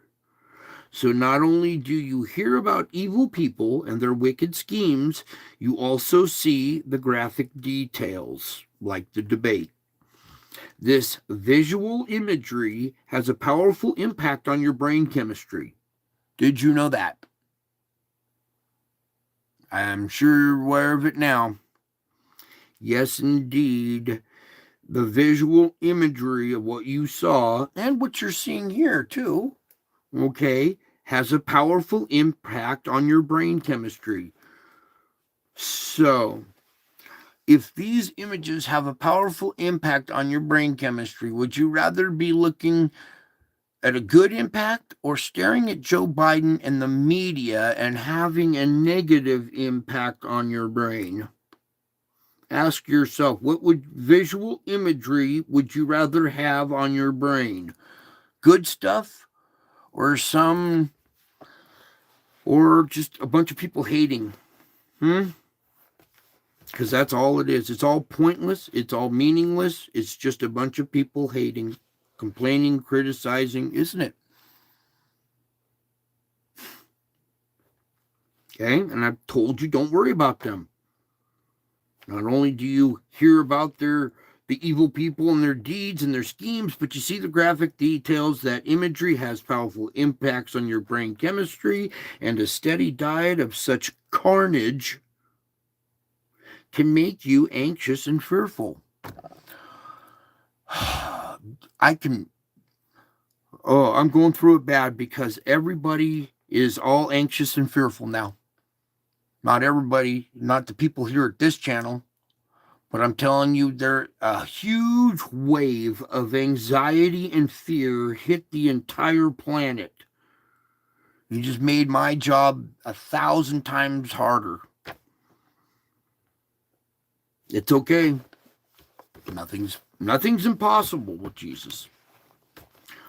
The visual imagery has powerful impact on your brain chemistry. We are trying to get your brain wired right, because you've been taught wrong this whole time, and you guys have this warped sense of reality. There is a society with a mass psychosis. Go look around at all the people who don't know. You are exclusive. You are elite. You know. They don't.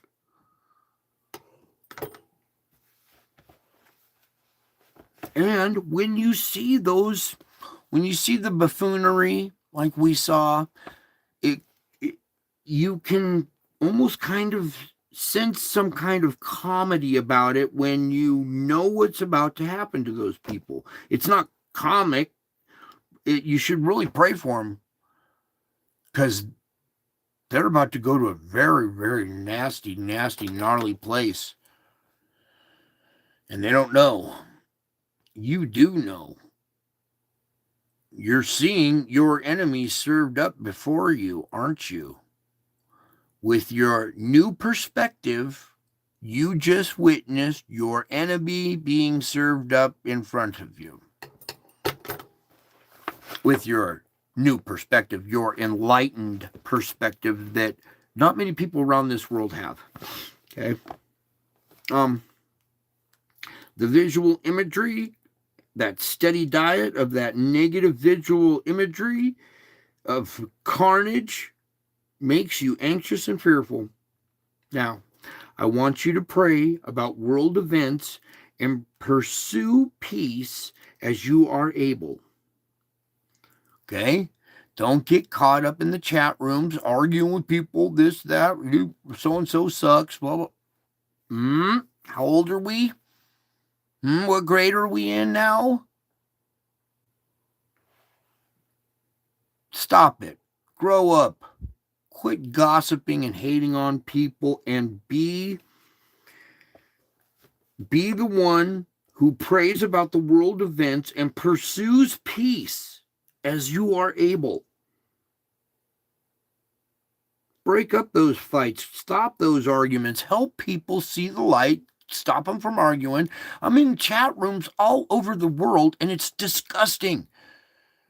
Every single comment in those chat rooms is, except for the ones that say praise Jesus and warning everybody. Everybody else is just anxious and fearful. They're anxious and fearful because they have a steady diet of such carnage that makes them anxious and fearful. And that visual imagery has an impact on their brain chemistry. They're psychotic. Keep watching it. You'll go psychotic. I guarantee you.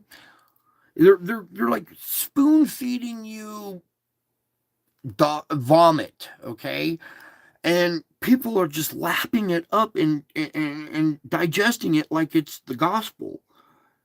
And the media is just spoon feeding you this vomit of hate and anxiety and fear and the world events. But I want you to pray about those world events and pursue peace as you're able. It's crucial to recognize what you can change and what you can't. Fretting about things that are beyond your control will drain your energy and discourage you. Instead of fretting about things, instead of this hurtful focus, endeavor to fix your thoughts on me. I am with you, and I am for you. So delight yourself in me. Remember that I am a God of justice, and I know everything. Eventually, I will right all wrongs. So be still in my presence, trusting in me with a steadfast heart, while waiting for me to act. You see my hand moving. I told you, watch that debate closely. Told you to watch their body language.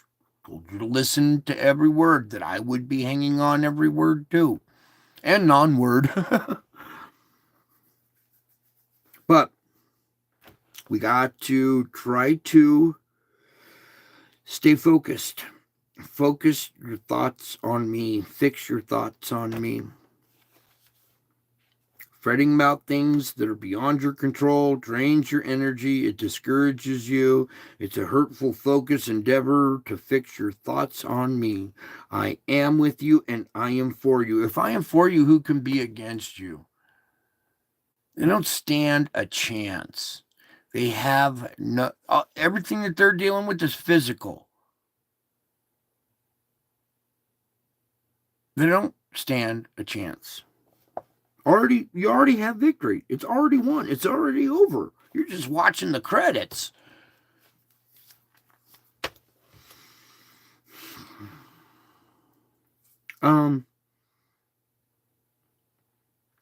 Okay, again, remember that I am a God of justice and I know everything. Eventually, I will right all the wrongs. We will be in the spiritual realm, and you will be in my courtroom. Everybody will be in my courtroom. The wicked schemes about the evil people will then be shown. You will see them, and you will see that I am a God of justice. I know what they're doing. I'm giving them rope to hang themselves. There's still time to repent. But some people take the rope. Okay? My God of justice. When you're looking at the news and all the bias, I want you to be still in my presence. Remember, I am a God of justice. Justice. Righting the wrongs. I know right from wrong. I know good from evil. Okay?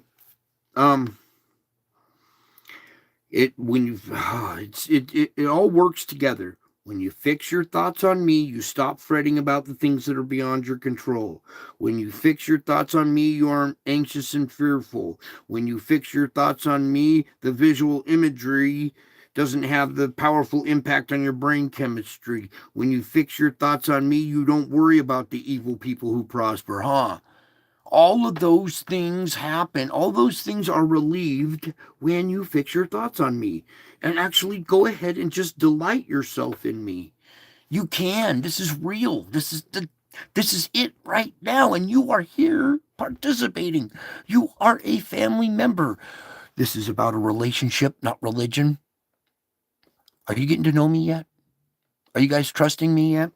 Okay, because when you trust me, wonderful things happen, miraculous things happen.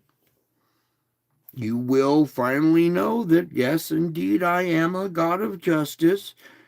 And when you get that into your head, you will be able to be still in my presence, trusting in me with your steadfast heart. If you're not trusting in me, your heart isn't steadfast. So the more steadfast you are with your heart, the more you're trusting me. So be still in my presence, trusting in me with the steadfast heart while waiting for me to act.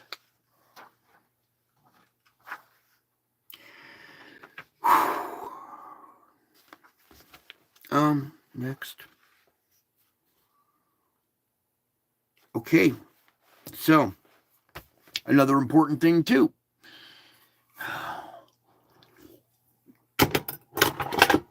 Everybody got you believing, won't return as a man. That it's Jesus that lives inside you. Well, that's true as well. I do live in you. I am everything you could possibly need in a Savior God, and I am alive within you. I fill you with radiant life and love, don't I? I want my life in you to overflow and impact other people. I am overflowing and impacting you, aren't I? You can do the very same thing. It feels wonderful when you overflow and impact somebody else's life in a good way with Jesus, okay? The real thing, okay? I am a man who walks this earth. I am the Word made flesh, and I also live in you. So everybody that tells you, oh, it's just Jesus that lives in you. No, it's more than that. It's that as well. 2 things, 3 things can be true at the same time. So, when I am alive in you, I fill you with radiant life and love. And when I'm alive in you, I want my life in you to overflow and impact other people. So, as soon as you interact with them, ask me to live through you and love through you.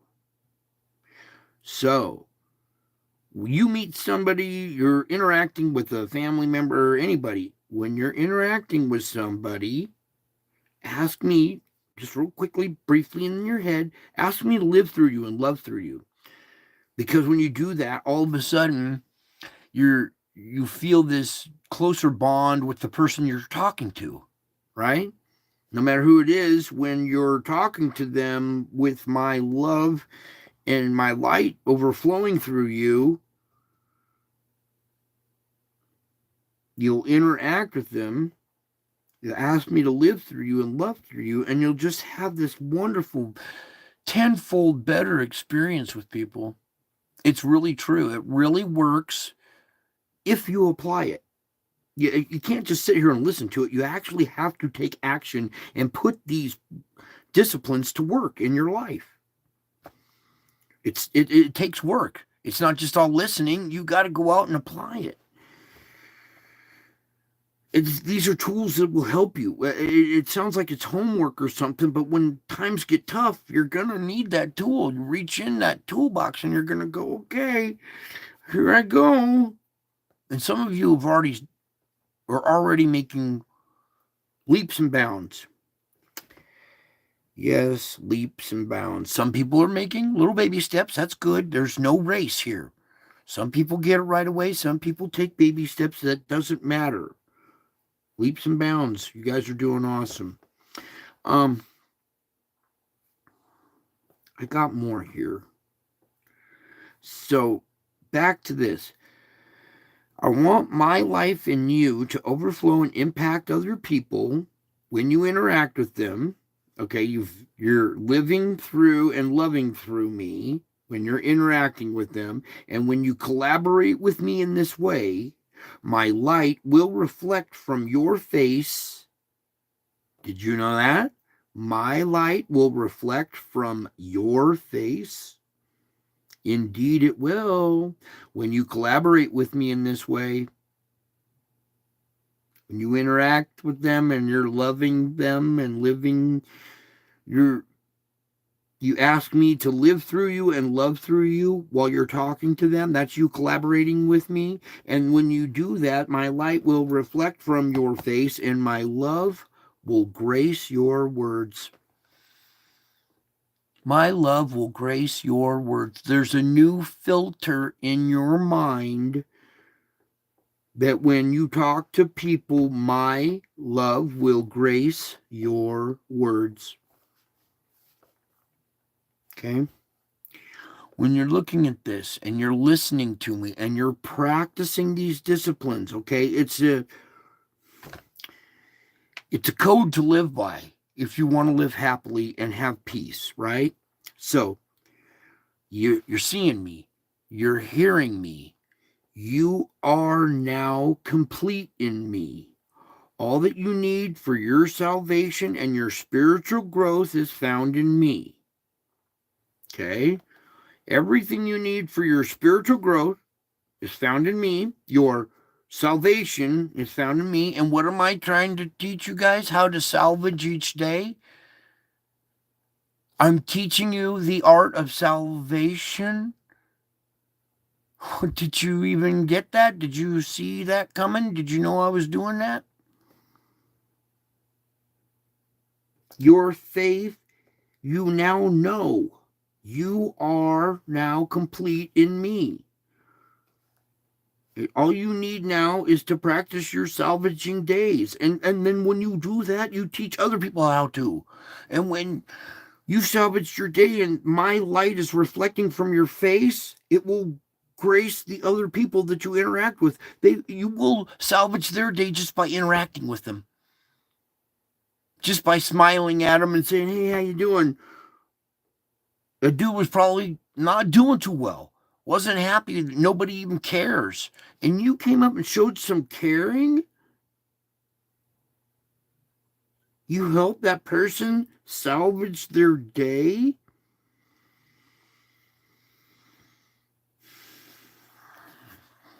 All that you need for your salvation and your spiritual growth is found in me.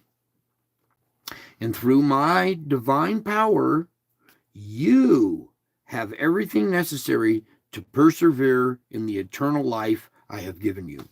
Okay? Because these tools will apply in the next life and the life after that. And these tools apply. That's how you find your peace. That's how you practice salvation and teach the art to others. Okay, so through my divine power, you have everything necessary. I have given you the tools to persevere in eternal life. I also give you intimate knowledge of me. Wow, we're live on YouTube with me. That's pretty intimate, I would say. You're getting to know me. I give you intimate knowledge of me. I invite you to open up and share with me at the deepest levels, both your struggles and your delights. Today, I was having a good day. It's been a long time. Each day is work, salvaging a day, because, I'm in a lot of pain. So sometimes the first thing out of bed is already starting to salvage the day, just rolling out of bed, okay? An hour-long battle to put one sock on can be very frustrating, so you have to start all over again. But your struggles and your delights. Today I had a good day, and I was at a good moment, and I remembered, right now is those moments that I like. Thank you, Lord, because we're always, doing our work when we're struggling. Don't forget to do your work when you're having fun as well. You can say thank me while you're having fun, and it just makes your fun even more delightful, okay? I can do that too. I can make your delights even better. When you thank me while you're in that moment, I indeed invite you to open up and share with me at the deepest levels.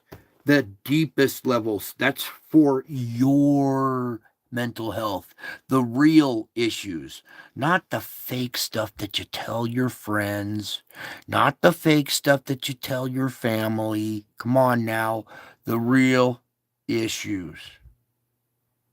Dig down deep inside you, open up at the deepest levels, the real issues.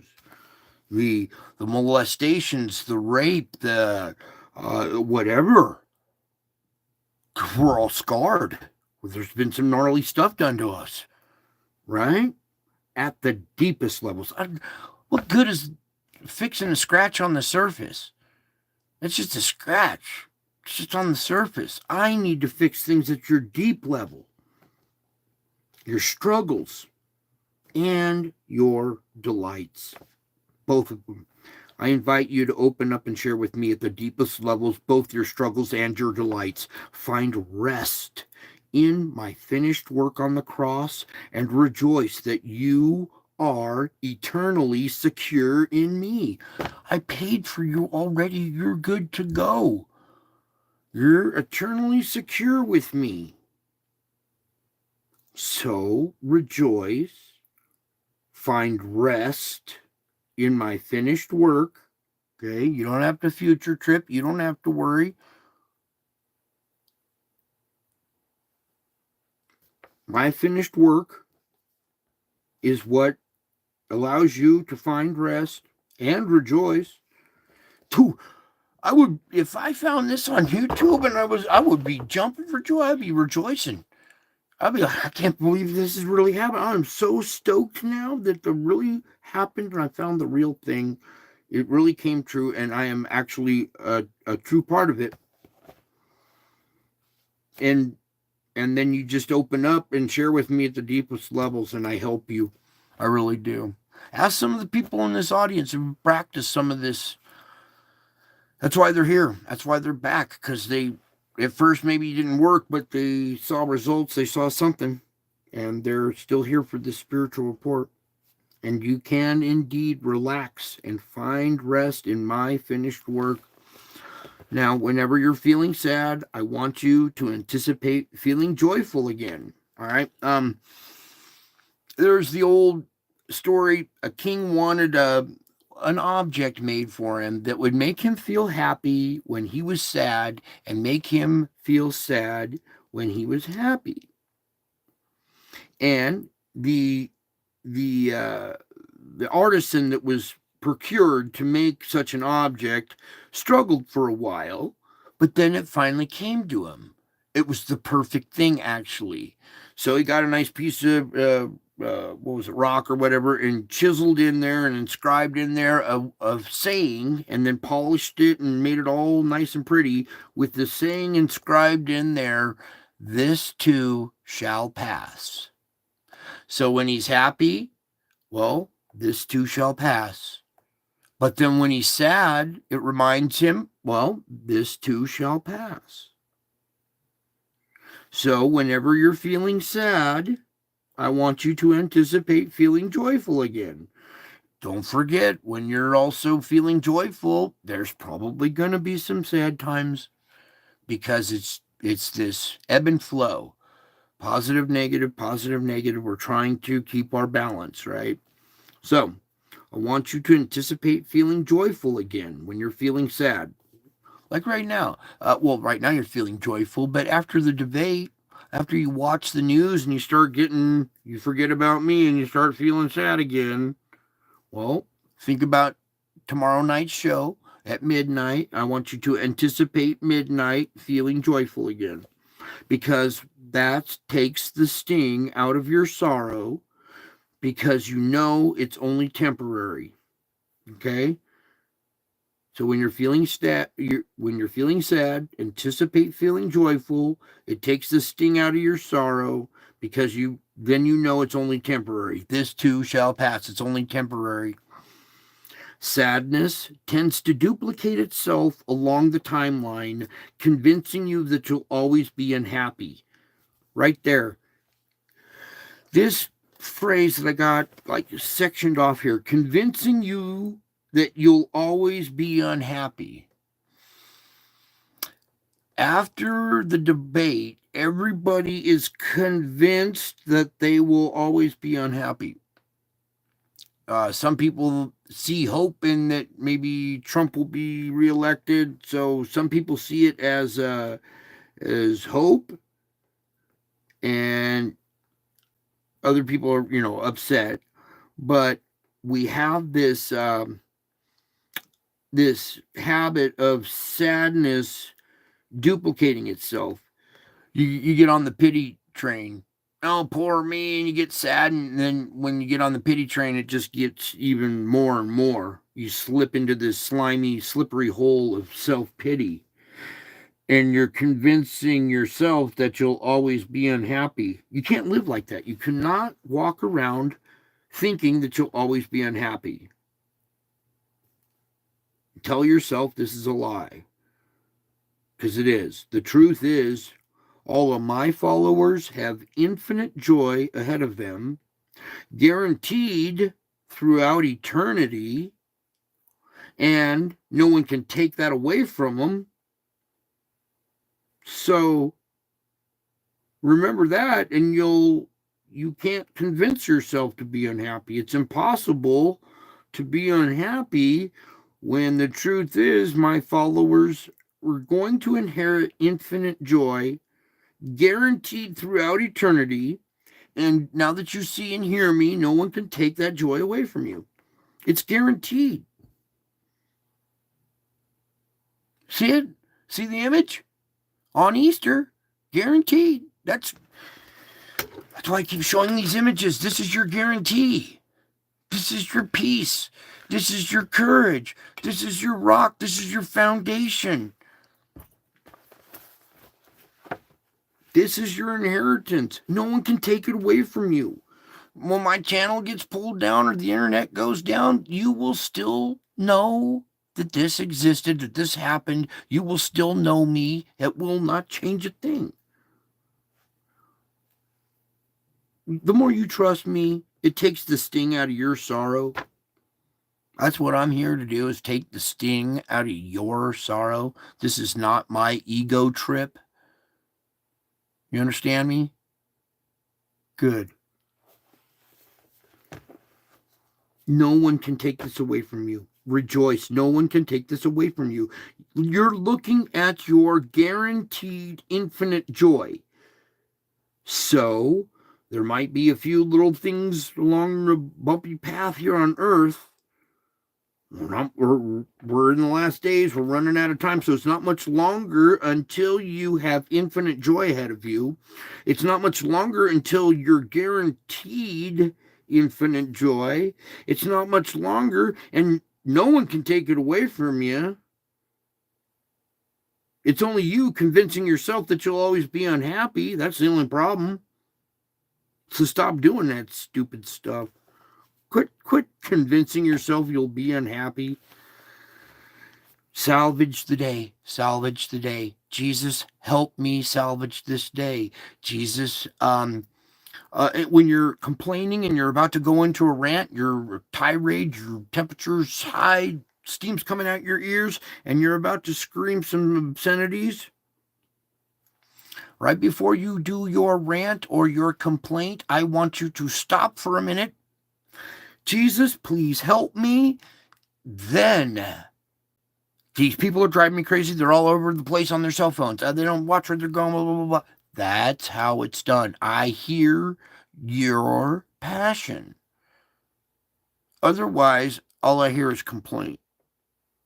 So Jesus, help me means I want you to hear me, Jesus. This is what's bugging me. And when you vent to me, I can help you. It relieves the stress on your brain. Get it off your chest. Go deep. Take me to the deepest levels. I've been there. I can take the sting out of your sorrow. I can show you what you were tripping about is only temporary. And when you realize it's only temporary, that takes the sting out of your sorrow, huh? The truth is, all my followers have infinite joy ahead of them, and no one can take it away. Your path through this world has many ups and downs. Your down times are difficult, but they serve an important purpose. Pain and struggle help you change and grow stronger when you trust me in the midst of adversity. Pain and struggle do not help you grow stronger when you don't trust me in your adversity.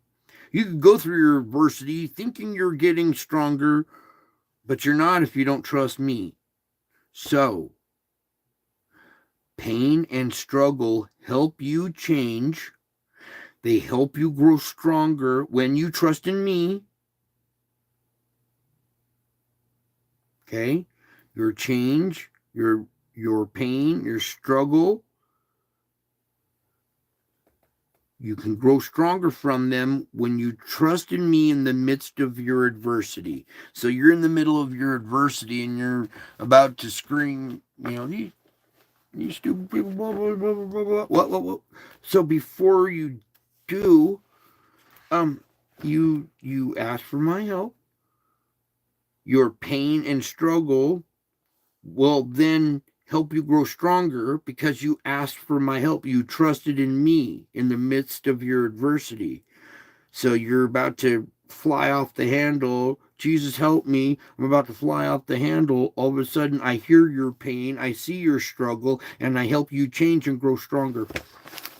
Do you get it? Do you understand it? Do you get this? Please, I'm not trying to be mean about it. It's such a vital tool. You will be so much happier. And I will be too. Because it's my pleasure to help you. I know what you're going through. I can help. Your down times are difficult, but they serve an important purpose.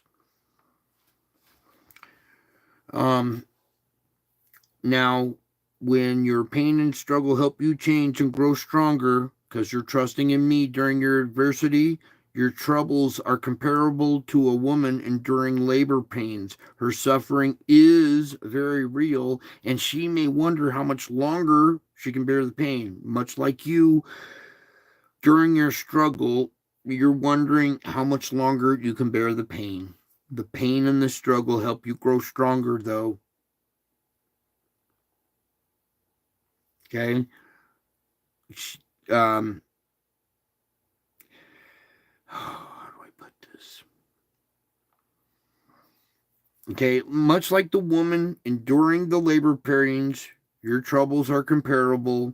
Her suffering is real. Your suffering is real. You may wonder how much longer you can bear the pain.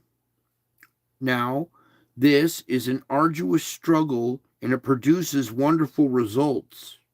A newborn baby, a newborn spirit. Remember that little baby I was showing you? The newborn spirit? I give that newborn spirit to you guys when you take your pain and struggle to me, you trust me, and you end up growing stronger from it in your adversity, then you're that newborn baby. Ooh. Did you get that? Did you guys get that? When you're trusting in me and in your pain and in your struggle, you become a newborn baby. And while you labor through your earthly struggles, keep your eyes on the promised reward. Your eyes are on the promised reward, aren't they?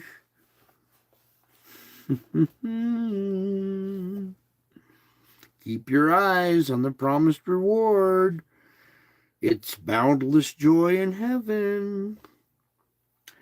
Even now, you can grow in awareness of my presence where there is fullness of joy. Fullness of joy.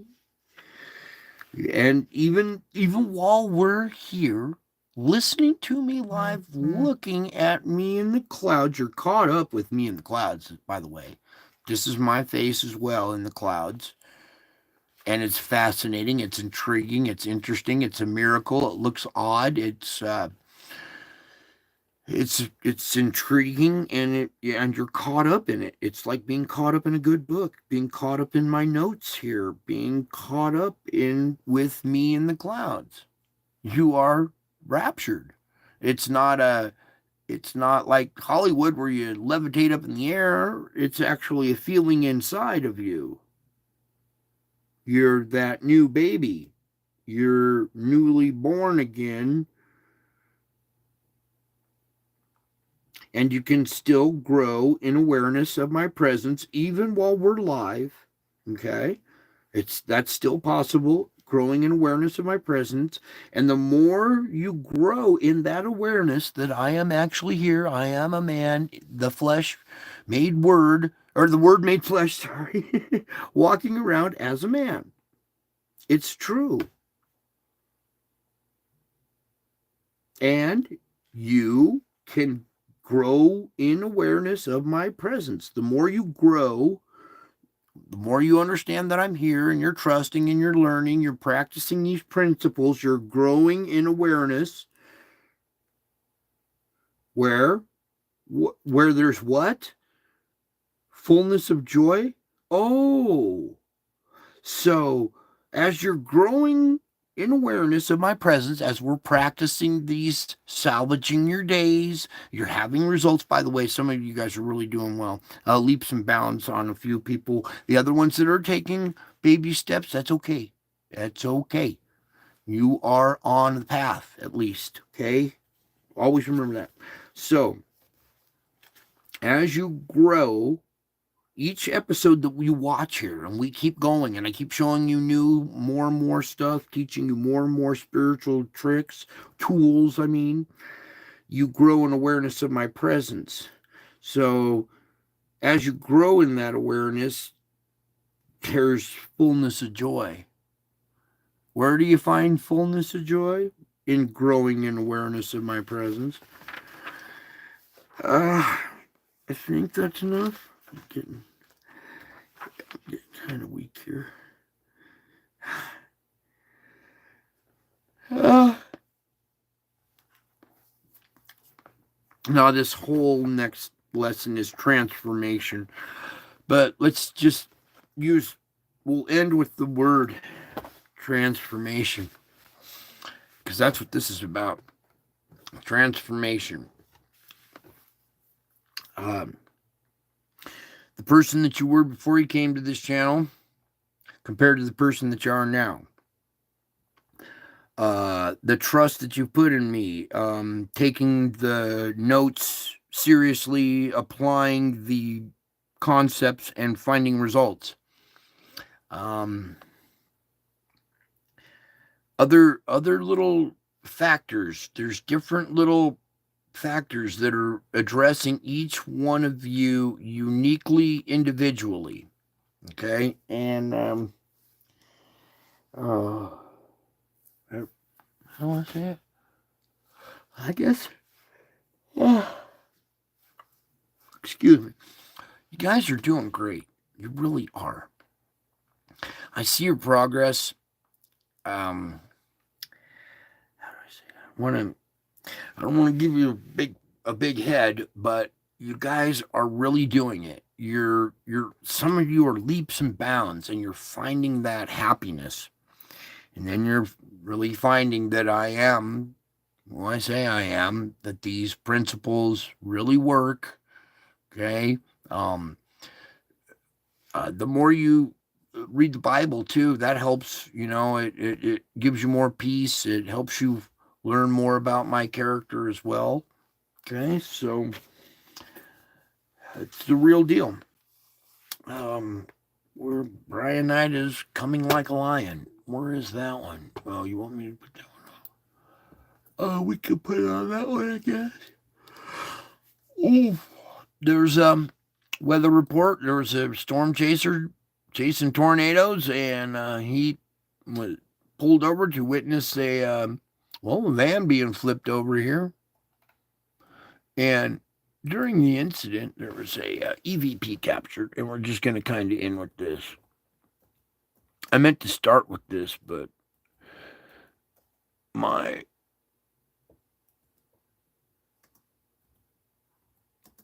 I'm suffering a little bit. No. Because I haven't had proper sleep.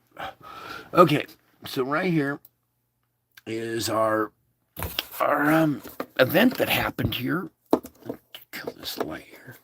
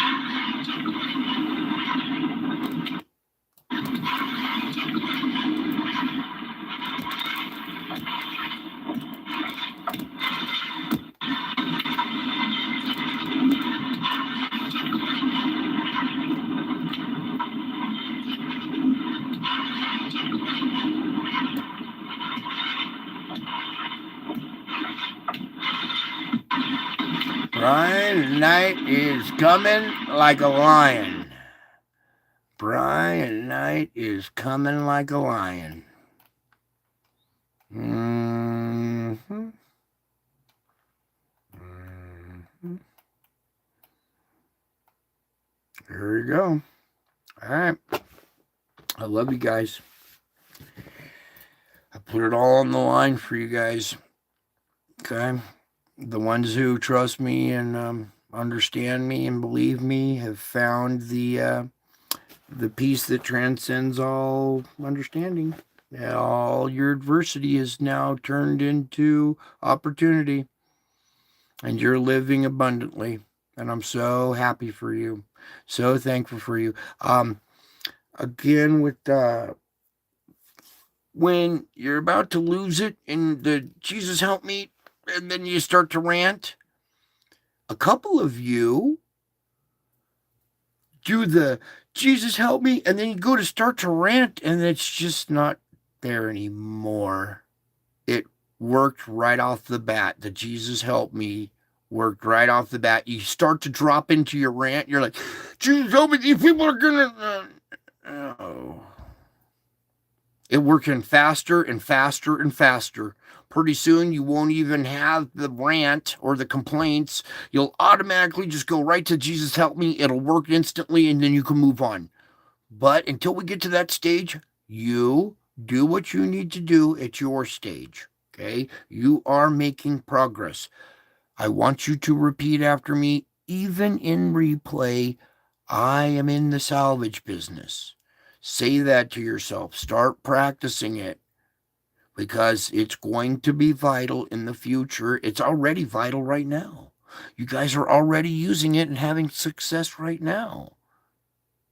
And now you see clearly what's coming down the pike and how valuable this tool is going to be, huh? You're starting to see what's coming down the pike and how valuable this tool is about to be, aren't you? You guys are getting the perspective now, how important this event really is. The mission that I am on it's an impossible mission, but all things are possible with Jesus. Okay? Even though it's mission impossible, I still accept, because all things are possible with Jesus. Okay? I tried to describe to you last night how I'm supposed to divulge my identity. And it's been hard to do this. It's not easy, especially when nobody believes. And that's the bummer. They're missing out on the real thing. So you're not. You're technically raptured. You're caught up with me in the clouds. We have met in the air of cyberspace. We are doing our salvage work, making you guys true disciples who are reflecting my light off of your face into the lives of others. Aren't you? Yes, you indeed are. Because I am indeed here. Can't you tell? Can't you see? Happened on Easter. I mean, couldn't be any more spelled out for you than that. But there's still always the modicum of doubt, and that's why it's important that you build a relationship with me, so you know me, and you will understand me, and then you will learn and actually thrive as a child of God now. Do you realize what your identity is now? By participating in this channel, by participating in the salvage work. You can still believe in Jesus and still believe in your Bible. You could still believe in all of everything that you already had. I'm just giving you more is all. Okay? It does not change a single thing that you already believed in the Bible and believed in Jesus. we're just going further now, where it's coming true. I'm here and I'm helping, aren't I? I'm helping my children, aren't I? Because you guys are seeing results. And if you're seeing results, that means you're one of my children. So yeah, just do the yes with a fist bump shake. Yeah, I'm getting results. That means I'm one of his. Keep going. Keep going. Keep going. All right? It gets tough. Get up. Keep going. Brush it off. Try to seek my face. If it's the media that's got you down, quit looking at it. I haven't watched the news in like 2 months. I tuned in for the debate, and then I stepped away from the news. How many of you did that? Give it a try. You might find a little bit more peace. Try to avoid all the gossip and all the stuff that you're putting in your brain. Garbage in, garbage out. Visual stimulation that's good for your brain. The mainstream media, visual stimulation that's poison for your brain. And they're trying to divide everybody and get everybody to hate each other. Do not fall into that trap. Come over here. Find some peace with me, okay? Chill, relax. Know that you're guaranteed. Guaranteed. It should just be a biggest relief, especially with what you see going on. You should just see this and breathe a sigh of relief and just go, oh, thank God it's not. There is a God, you know. Okay? There's only one person that can show you a real miracle. I want you to think long and hard on that. There is only one person who can show you real miracles. Go look up in the Bible who that person who can show you real miracles is. You're looking at 6. It's the same miracle, but each image is a different image. It's a different miracle, each one. Then just to a line face, right? That's a different image. That's a different miracle than this one right here, right? Here I turned it sideways so you don't have to tilt your head. That's a different miracle than this one right here. Each one of these, if you properly, with your perspective in the right place, each one of these is a miracle. And there's only one person who can show you real miracles.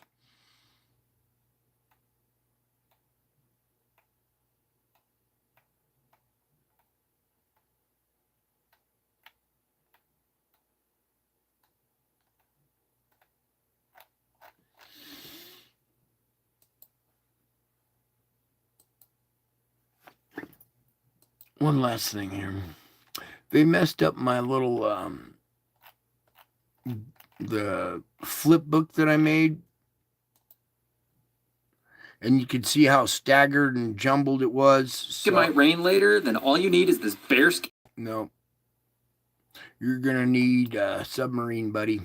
Right here, see this flip book where it jumps back and forth here? Here it's a lot smoother. At the Google image there, it was all jumbled and everything. So, here's the lion face turning into Jesus right there. All right, real event took place on Easter. That's my face in the clouds. So, if you're here and you're caught up with my face in the clouds, this is me in the clouds. You're caught up with me in the clouds. We met in the air of cyberspace. You enjoyed a good show. We've made some spiritual progress. You guys go out there, be the light, reflect my face, reflect the light off my face onto others, and bless them. All right. I love you all. I miss you all. God bless you all. And until my next show, I will be back. I am already back. Brian Knight is coming like a lion. Bye. Love you all. Bye.